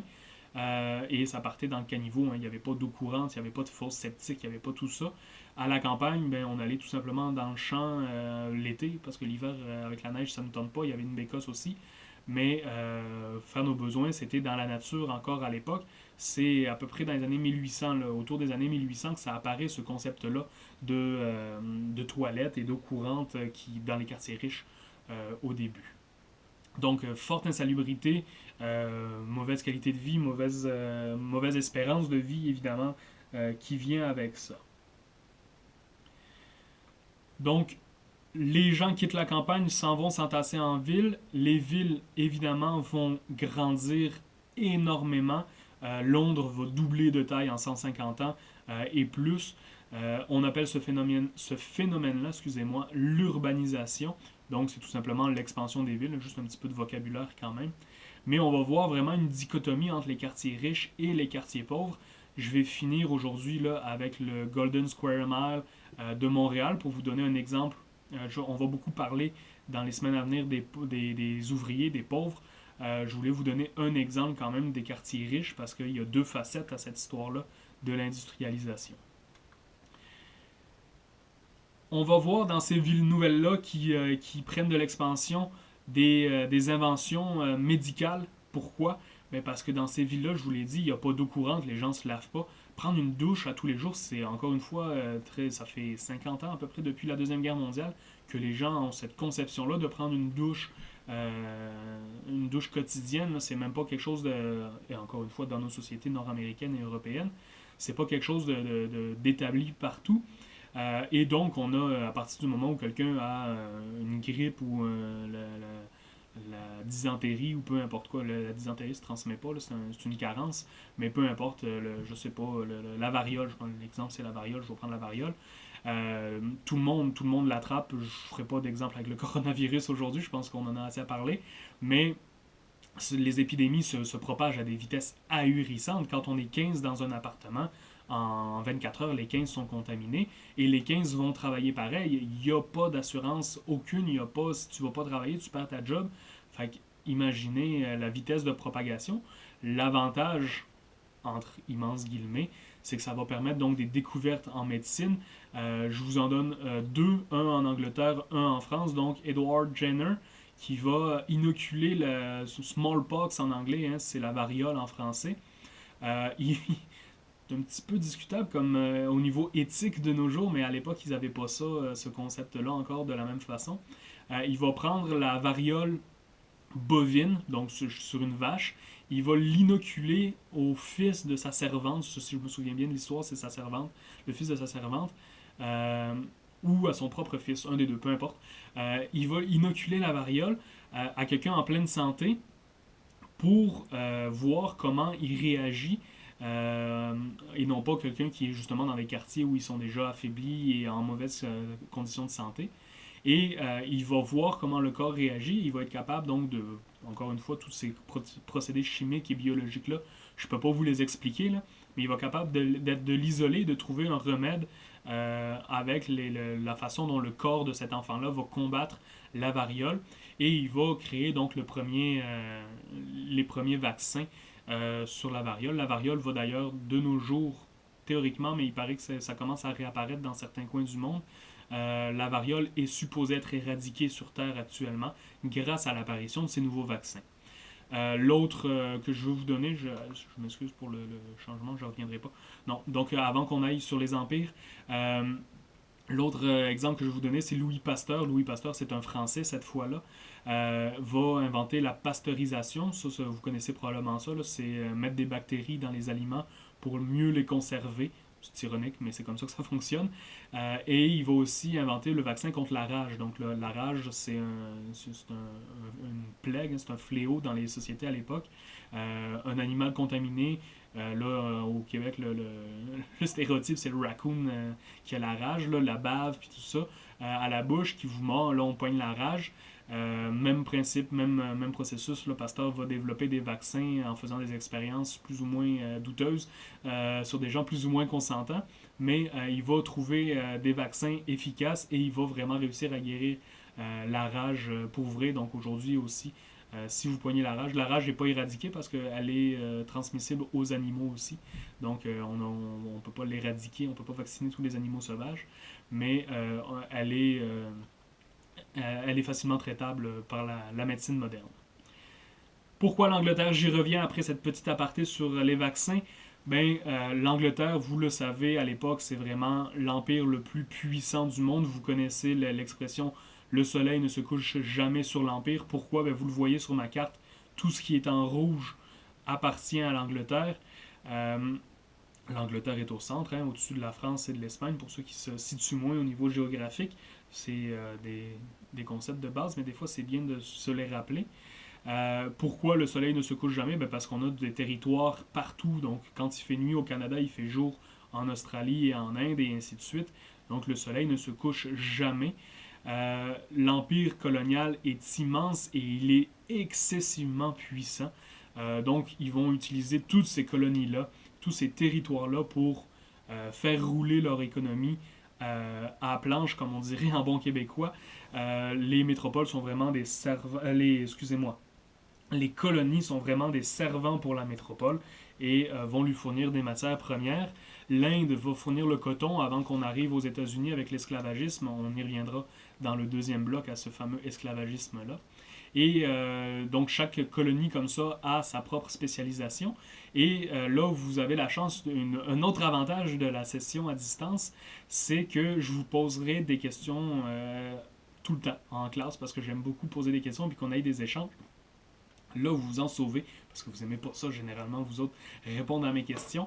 Mais le Canada, qu'est-ce que le Canada fournit à la métropole anglaise? Là, je ne vous ferai pas faire le quiz à la maison. C'est du bois. Vous le savez, dans votre histoire du Canada de secondaire 4, ça va être majoritairement du bois. Pourquoi? Pour construire les bateaux, parce que oui, on a des bateaux à vapeur. Oui, on voit les bateaux en métal qui apparaissent, mais le bois reste quand même, et pour construire des maisons et tout ça, le bois reste quand même un matériel de base là, dans les besoins humains. L'autre élément important, oui, ils ont beaucoup de territoires, mais ils ont également une flotte gigantesque, c'est la plus puissante du monde. Ils vont vraiment là, faire la police sur les mers, que ça plaise ou non aux autres. Là, c'est la police. On va se le dire franchement, ils font aussi de la piraterie. Là. Les bateaux anglais arrêtaient des bateaux, prenaient les marchandises. C'est arrivé fréquemment. Il y a plusieurs exemples là, de témoignages et de récits dans les études historiques. C'est vraiment... C'est les plus forts, c'est les thugs, et ils profitent de leur situation. Mais pour eux-mêmes, pour leur propre commerce, c'est excessivement avantageux parce ils ont la force, ils ont assez de navires pour escorter leurs navires marchands aussi, pour les protéger. Donc, eux, leurs navires ne sont pas accostés et ça fait en sorte que le commerce est très lucratif, autant pour ramener les matières premières depuis leur colonie que pour exporter leurs produits finis vers ces colonies ou vers d'autres marchés quand c'est possible, parce qu'avec le mercantilisme, c'est pas toujours possible. On va voir apparaître donc de nouvelles institutions par la même occasion, donc la Bourse de Londres en 1801. Vous avez la version back in the days, entre parenthèses, en haut, là, quand ça a été construit. Vous avez la version moderne aujourd'hui, de quoi ça a l'air, la bourse actuelle. La bourse, on l'a expliqué tout à l'heure. J'ai expliqué le fonctionnement, donc je ne reviens pas là-dessus. Mais la bourse de Londres, c'est vraiment la première bourse qui va être créée. Et c'est celle qui est une des plus puissantes encore aujourd'hui. Sur le marché européen, il faut faire attention, au niveau mondial, il y a pas mal d'autres joueurs qui ont pris le pas depuis le temps. mais ça reste quand même, c'est dans le top 5 des bourses les plus puissantes au monde au niveau économique. L'Angleterre, encore aujourd'hui, est quand même bien installée. Le capitalisme, j'y arrive là, donc dans vraiment le cœur de nos concepts. Il faut que j'installe ces affaires-là pour les semaines à venir. Donc, ça c'est un petit peu plus long pour la prise de notes, mais je vous demande de le faire sérieusement quand même. Donc la révolution industrielle revient avec une deuxième révolution économique, hein, pas juste celle de la Renaissance. Elle fonctionne comment cette révolution économique-là? Elle s'appelle donc premièrement le capitalisme. On a vraiment les deux concepts, la révolution industrielle, les machines, la façon de fabriquer les choses, mais on a aussi une révolution économique, ce qu'on appelle le capitalisme qui embarque en même temps. C'est vraiment une façon de fonctionner différemment au niveau économique. Donc, d'un côté, on a les moyens de production, les usines, les machines, les outils, les matières premières, vraiment tout ce qui est tangible, hein, ce qu'on peut prendre dans nos mains, ce qu'on a besoin pour fabriquer nos produits. Le but, c'est quoi? C'est notre point 2, c'est la recherche du profit. Donc, c'est pour ça qu'on va fabriquer en aussi grande quantité. C'est parce qu'on essaye vraiment donc de faire le plus, de vendre le plus de trucs pour pouvoir faire le plus de profit. Un exemple contemporain de ça, un exemple actuel, ce serait la maudite obsolescence programmée des bébelles iPod et compagnie, Apple Gogos.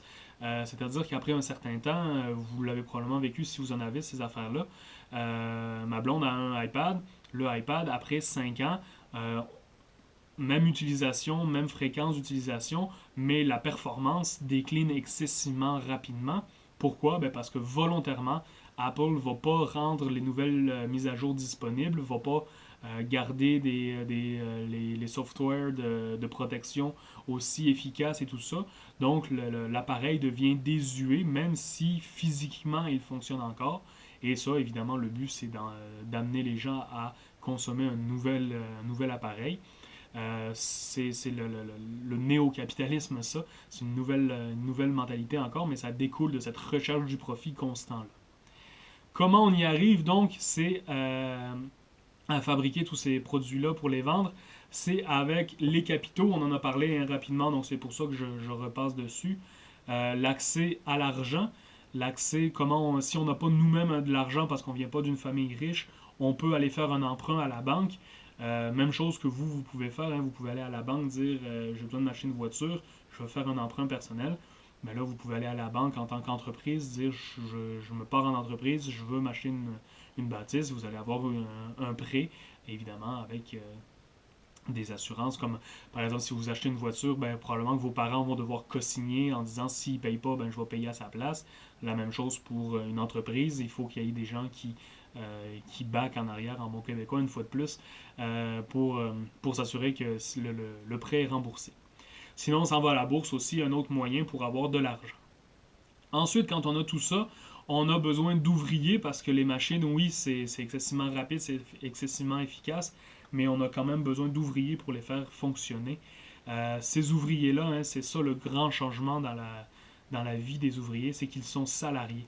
Donc, avant, les gens travaillaient dans les champs pour se nourrir. Là, ils vont travailler en échange d'un salaire pour pouvoir acheter de la nourriture. Le gros problème, c'est que vu qu'on cherche à faire du profit, on va chercher à ne pas les payer ou presque pas les payer pour garder ces profits-là pour soi ou pour réinvestir dans d'autres compagnies. Mais ça fait en sorte que c'est vraiment les ouvriers qui vont écoper le plus dans ce système capitaliste-là.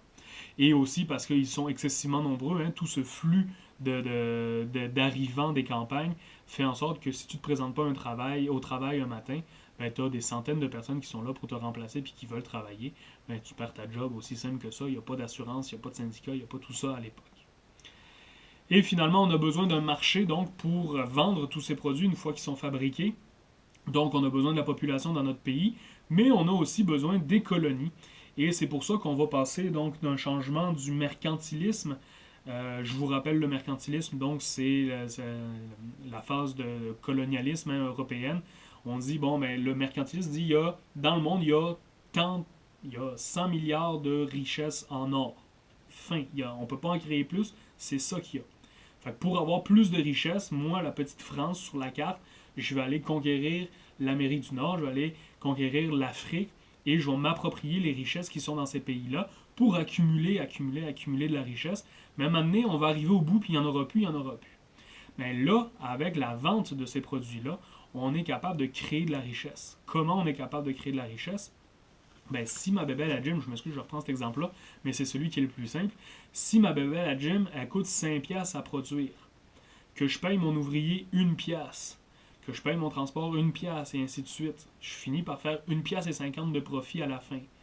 Mais mon ouvrier, au lieu de le payer 1$, je peux peut-être le payer 50 cents. Oh, je viens de faire 50 cents de plus de profit pour dans mes poches à moi. Au lieu de le vendre 5$, oh, je pourrais peut-être le vendre 5,50$ parce que les gens, ils aiment ça, ce produit-là, ils vont l'acheter pareil. Oh, là, c'est 1$ de profit de plus dans mes poches.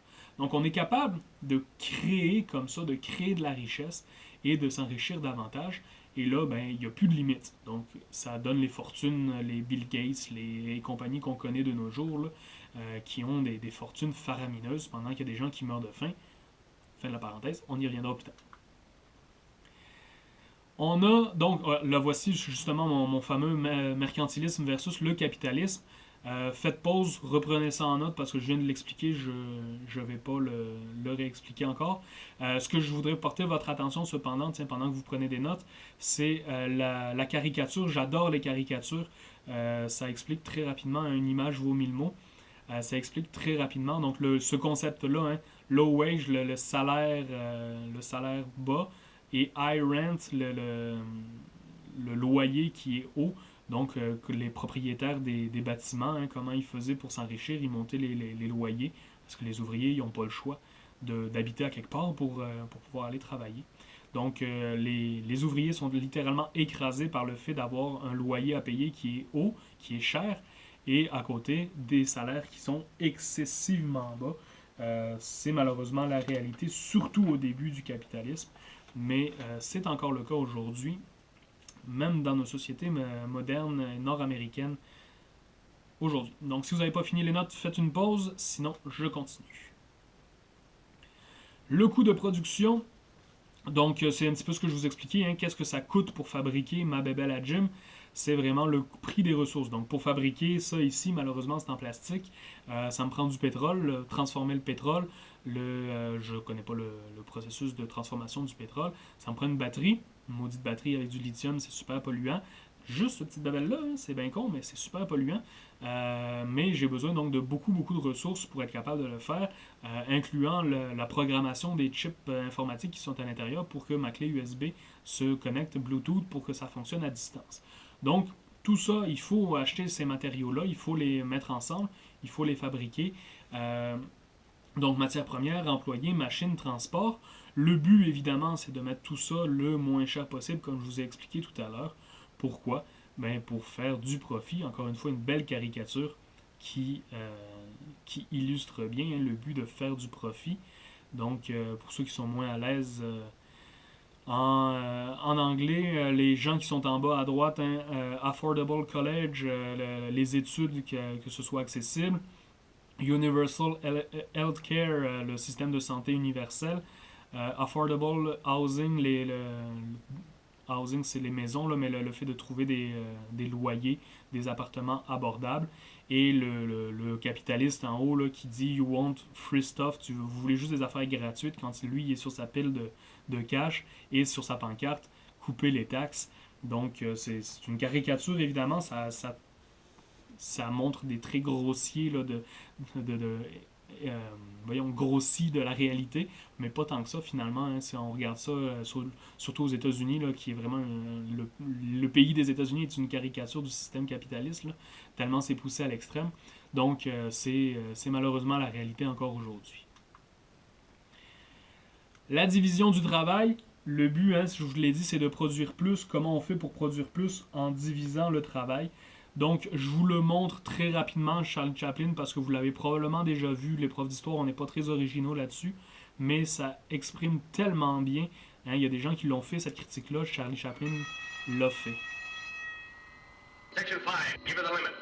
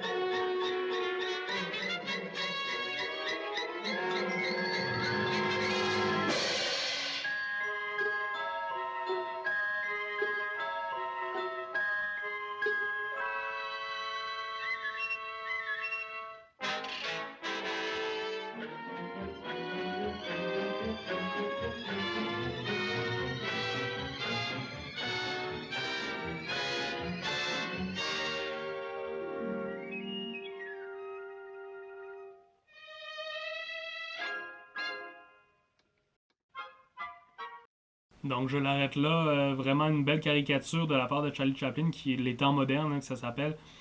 C'est vraiment une belle critique. Charlie Chaplin a fait plusieurs critiques sociales comme ça. Le Dictateur aussi, pour quand le régime nazi s'en venait en Allemagne. Donc je vous ai dit que j'étais fan de films, j'en utilisais pas mal des films comme ça. Charlie Chaplin, à son époque, là, a vraiment fait du cinéma engagé avant l'heure. Je continue. Le travail des femmes et des enfants, hein, je vous l'ai déjà mentionné, le travail des enfants. Pourquoi il était utile, pourquoi il était nécessaire? Ben, c'est à cause de ces salaires qui sont si bas, même pour les hommes. Les hommes sont mieux payés parce qu'on considère que c'est le revenu principal. Et là, malheureusement, pour les femmes et les enfants, on considère que c'est le deuxième, troisième, quatrième, cinquième, sixième, parce que souvent il y a beaucoup d'enfants, il n'y a pas de contraception à l'époque. Donc, c'est des salaires superflus, c'est des salaires parce que les ouvriers ils aiment le luxe, non pas parce qu'ils ont de la misère à se nourrir. Donc, ça justifie en fait les capitalistes à moins payer les femmes et les enfants. Ça va d'ailleurs être un des premiers chevals de bataille, le travail des enfants au niveau des syndicats. On en reparlera la semaine prochaine de ça plus précisément. Le capitalisme, donc, c'est quoi plus précisément? C'est les deux principes de base du capitalisme. C'est le libéralisme économique, la liberté économique de pouvoir faire ce qu'on veut. On est pas mal là-dedans en tant que société, c'est-à-dire que demain matin, il faut que vous ayez 18 ans par exemple, mais demain matin, vous décidez de partir une entreprise de web, de peu importe quoi, de chaussures, de vélo, de ski, ça dépend de vos intérêts personnels. Vous pouvez, vous avez le droit, il n'y a rien qui vous interdit de partir en entreprise. Vous avez la liberté de faire ce que vous voulez à ce niveau-là. Donc, la propriété, elle est privée. Cette entreprise-là, elle est privée, elle est à vous. Les profits vont être à vous. Les entreprises sont libres de faire ce qu'elles veulent dans le cadre légal de nos sociétés, évidemment, théoriquement, parce que là, il y a l'évasion fiscale. Et le libre marché, donc, normalement, on devrait avoir le droit de vendre à n'importe qui dans la société. Et deuxième principe de base du capitalisme, le gouvernement n'a pas le droit d'intervenir pour limiter l'économie, sauf évidemment en cas de crise, et ça on l'a vécu plusieurs fois parce que les crises sont cycliques. On reparlera du crash boursier, on reparlera de 2008 aux États-Unis avec le crash économique de 2008 puis les maisons vides alors qu'il y avait des gens qui dormaient dans la rue. C'est comme ça aussi au Québec, là. Mais c'est vraiment quelque chose de récurrent. Le gouvernement ne doit pas mettre de limite à l'économie, mais quand ça va mal, il faut que le gouvernement nous aide à ce que ça aille mieux. Et c'est l'argent du gouvernement, c'est qui? C'est les travailleurs qui payent des taxes. Donc, on exploite les travailleurs, on les paye pas bien, on les oblige à travailler des heures phénoménales.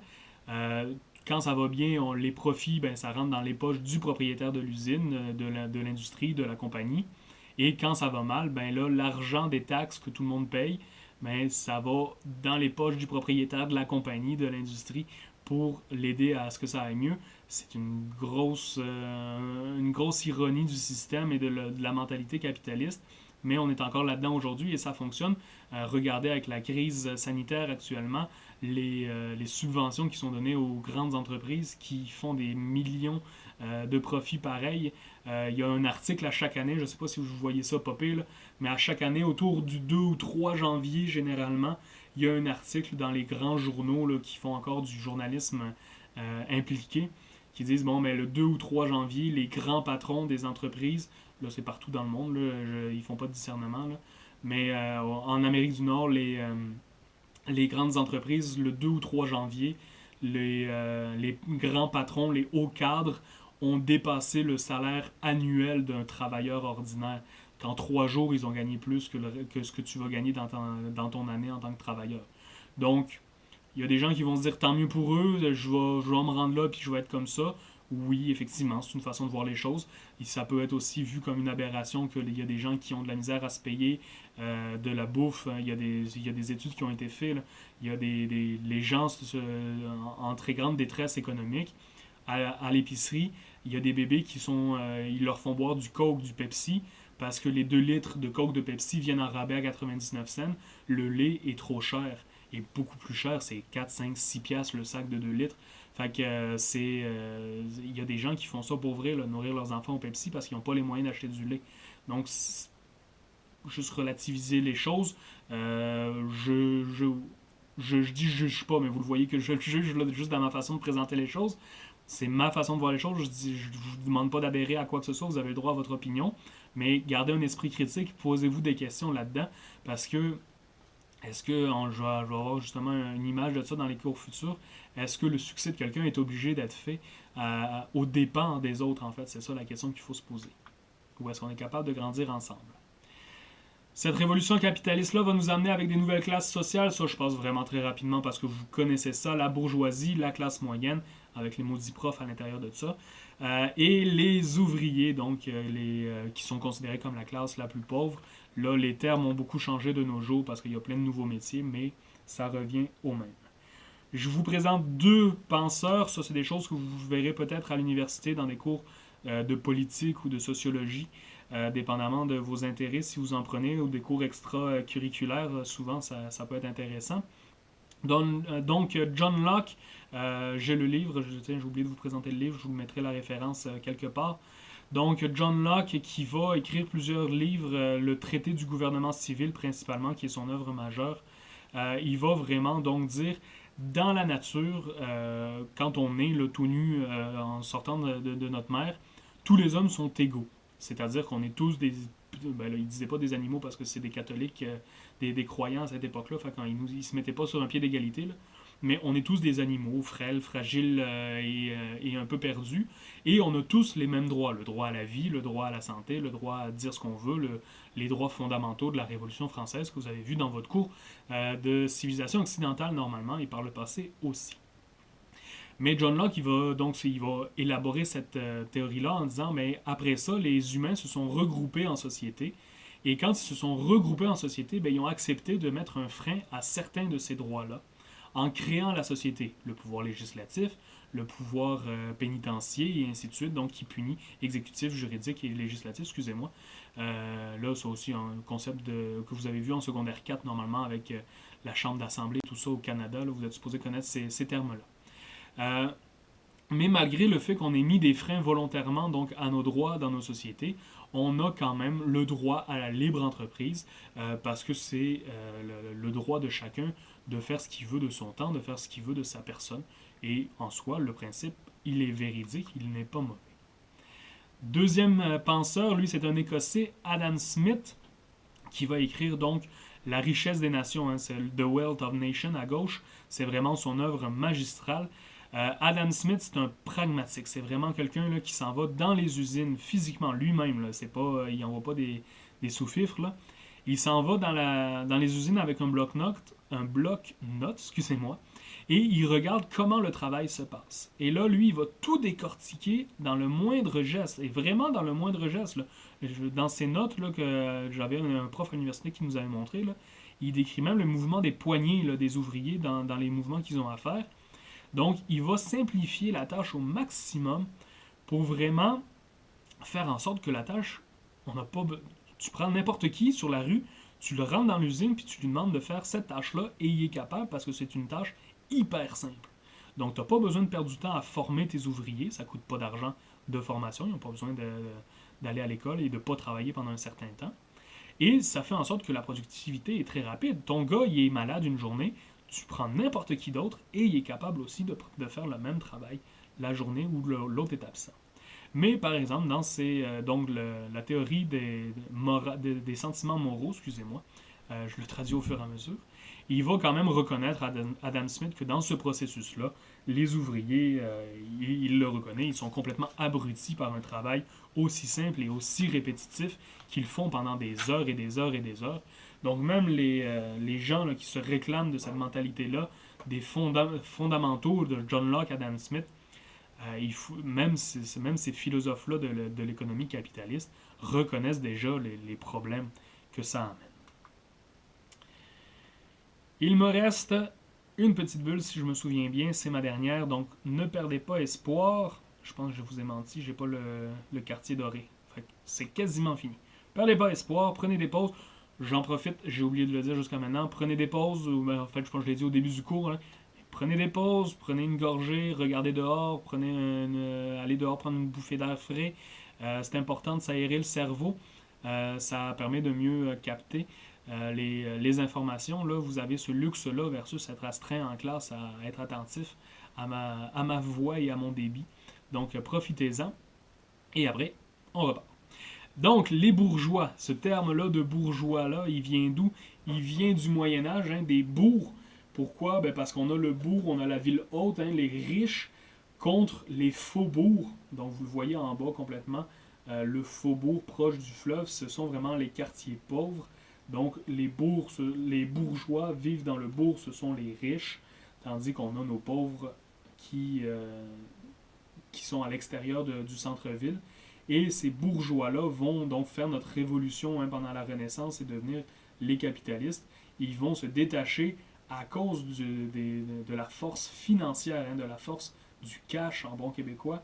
Ils vont se détacher du pouvoir seigneurial parce qu'ils n'ont plus besoin de lui pour se défendre. Ils sont capables de s'acheter leur propre bodyguard. Hein. Aujourd'hui, c'est des bodyguards. À l'époque, c'était des petites armées privées de mercenaires. On voit donc cette bourgeoisie-là qui va être vraiment moteur de modification. Ça, encore une fois, je passe vite parce que vous l'avez vu dans Civilisation occidentale, normalement, dans votre première année. Donc, les classes sociales qui vont lancer la Révolution française, la Révolution américaine, hein, c'est les deux trucs que je vous ai présentés en bas. Si vous aimez ça, l'histoire, vous avez plusieurs magazines ici où c'est Guerre et Histoire. Là. Si vous êtes fan d'histoire militaire, mais vous avez plusieurs revues d'histoire qui existent.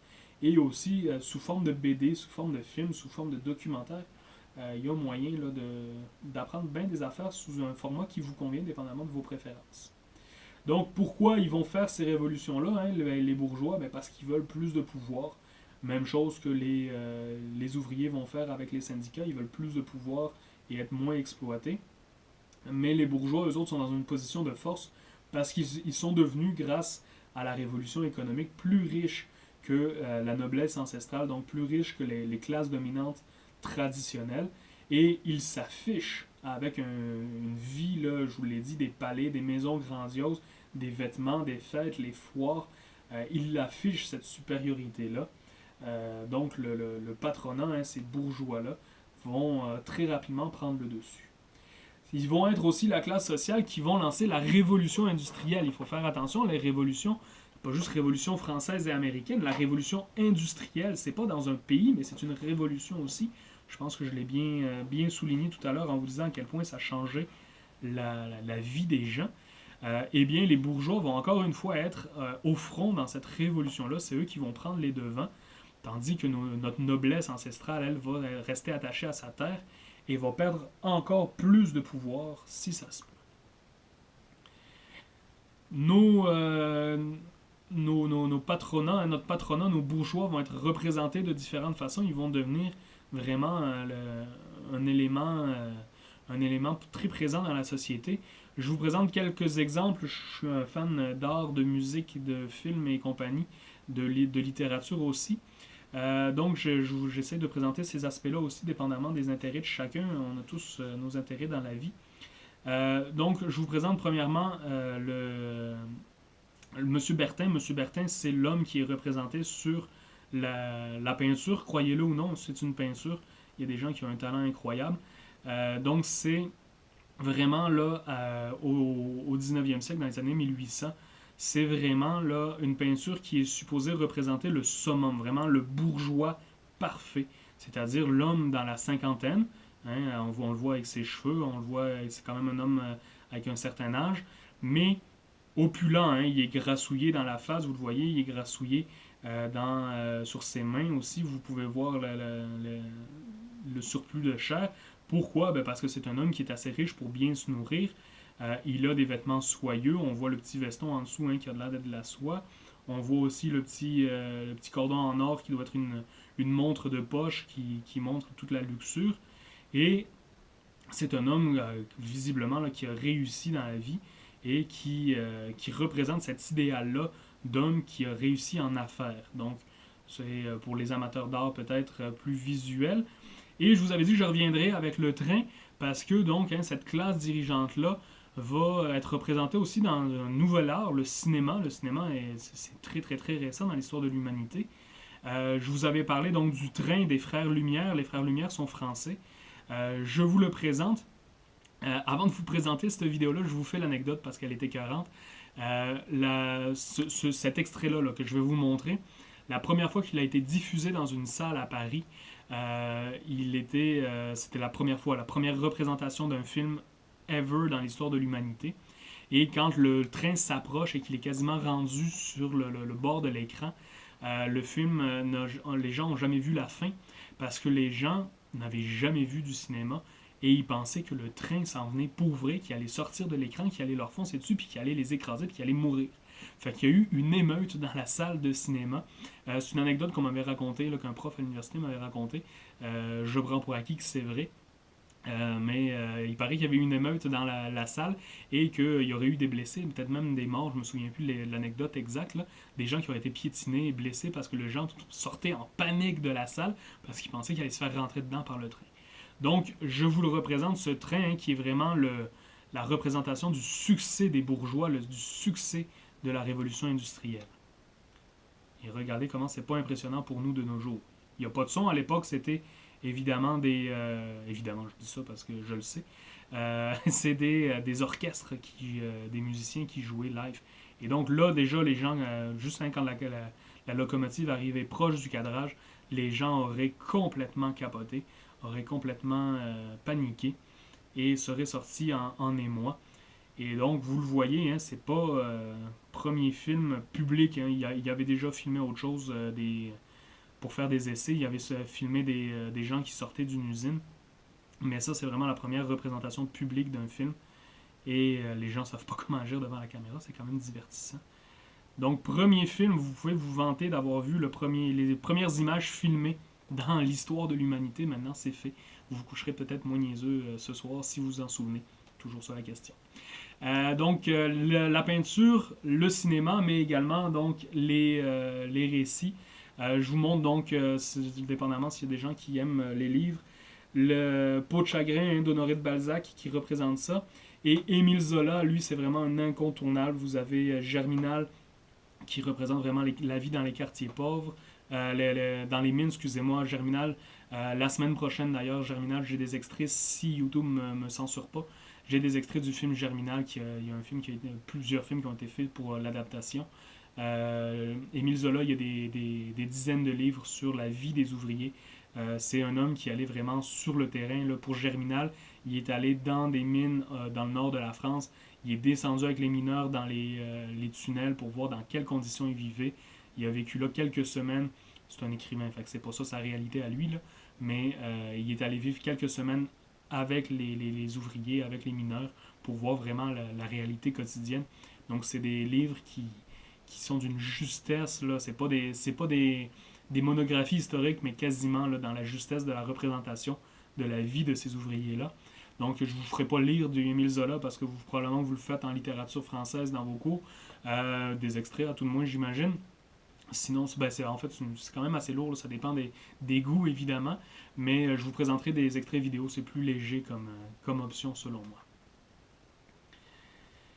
Ah oui, finalement, donc mon quartier, j'avais pas menti, c'était ma dernière bulle, mon fameux 1000 quartiers dorés de Golden Square Miles à Montréal. Je finis avec ça. C'est vraiment ma dernière section. Donc pourquoi le Golden Square Mile? Ben, c'est vraiment parce que un mile, hein, en anglais, c'est un mile, un mile, c'est une idée de distance. Nous autres, on utilise les kilomètres, eux autres, ils utilisaient les miles à l'époque. Aux États-Unis, ils utilisent encore ça. C'est d'ailleurs, tiens, parenthèse par rapport, dans vos cadrans de voiture, vous avez le kilomètre-heure, puis en dessous, vous avez des chiffres plus petits souvent, puis ils sont comme plus bas. Ce sont les miles par heure. Si jamais vous allez aux États-Unis, il faut vous fier à ça pour votre vitesse. Parenthèse par rapport. Si vous vous demandiez c'était quoi les petits chiffres en dessous. Donc, le 1000 quartiers dorés à Montréal, c'est vraiment un quartier, le quartier emblématique de la bourgeoisie canadienne.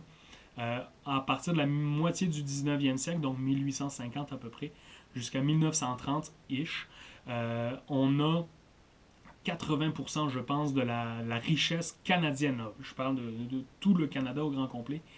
70-80% de la richesse des entrepreneurs canadiens se retrouve dans ce carré-là, 1000 par 1000.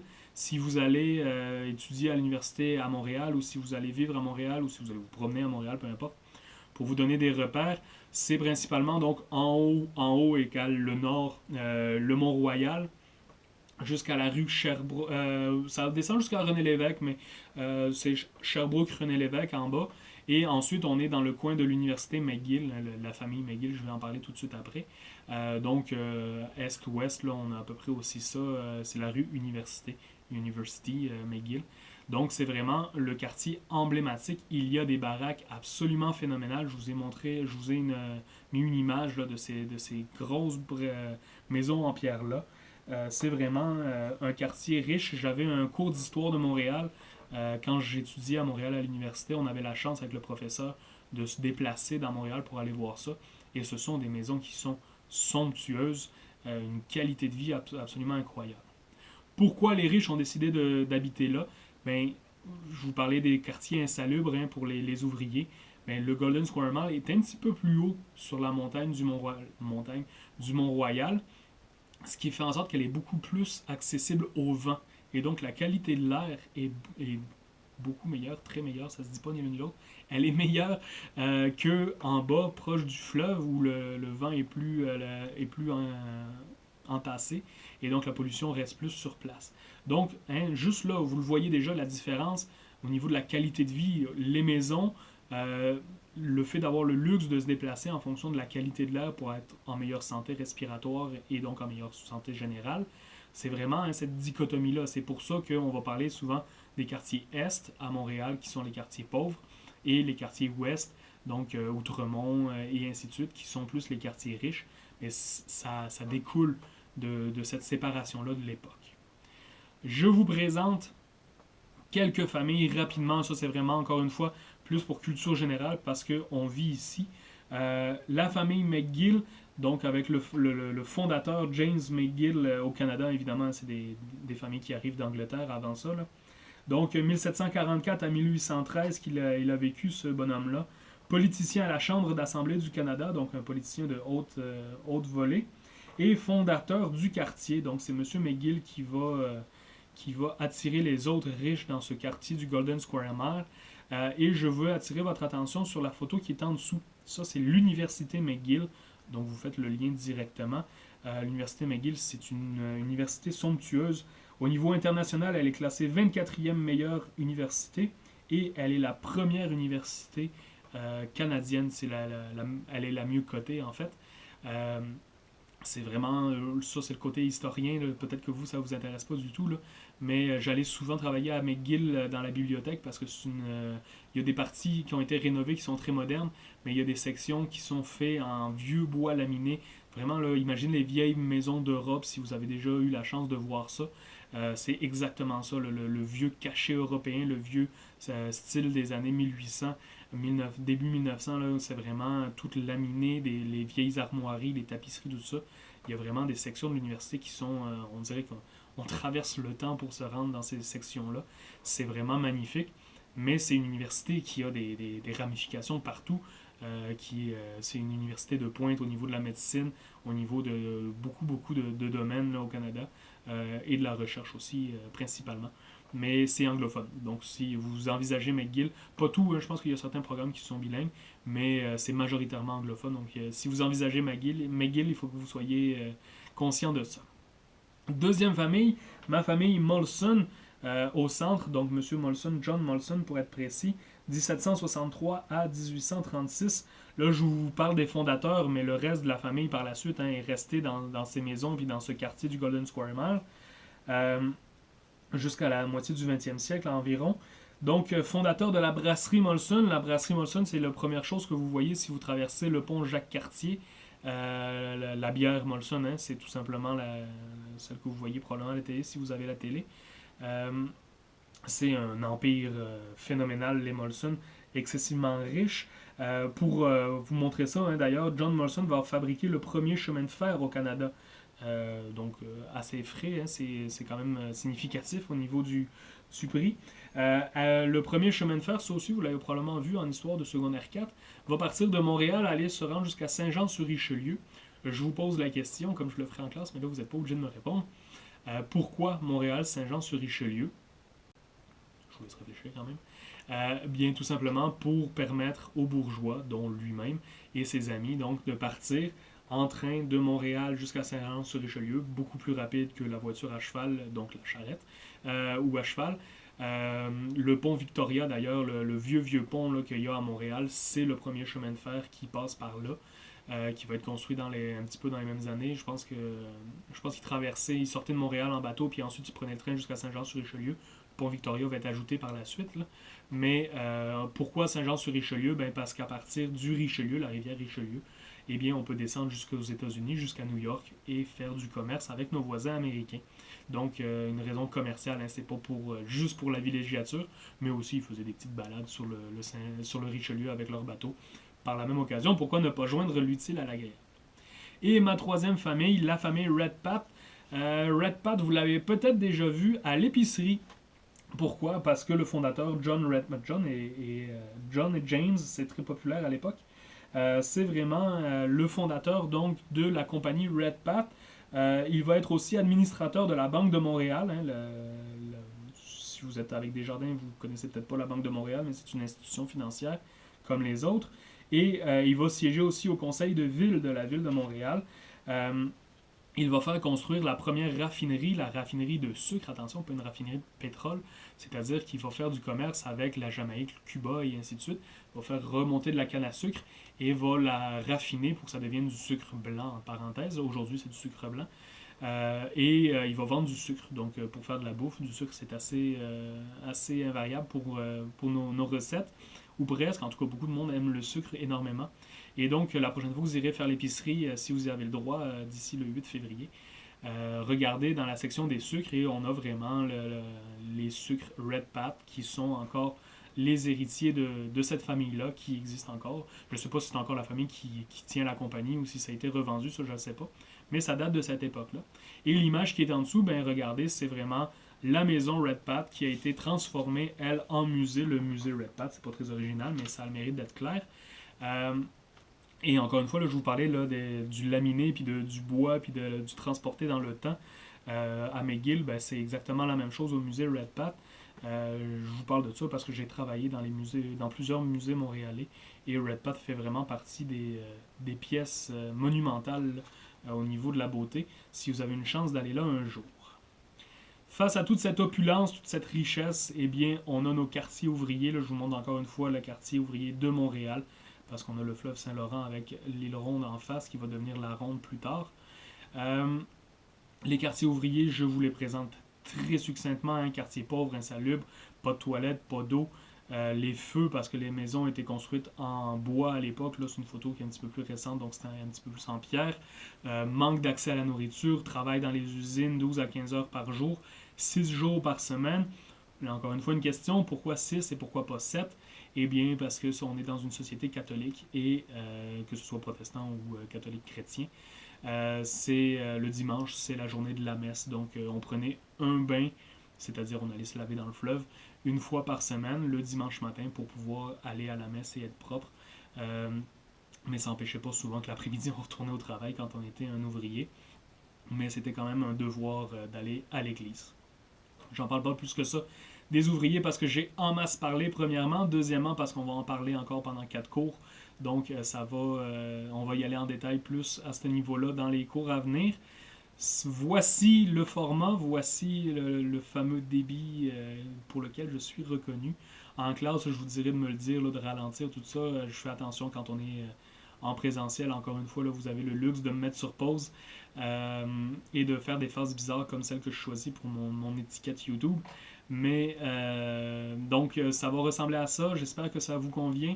Je me répète et je me répète encore, mais c'est ma job de prof. N'hésitez pas sérieusement pour me contacter sur Mio, prendre rendez-vous pour qu'on se fasse des rendez-vous vidéo pour expliquer des points, des choses qui ne sont pas claires. Vous n'avez pas de lecture à faire dans ce cours-ci, vous n'avez pas de manuel obligatoire, mais n'oubliez pas de commencer à travailler sur vos projets parce que ça va s'en venir assez vite. Merci. Sur ce, je vous laisse. Merci beaucoup. À la semaine prochaine.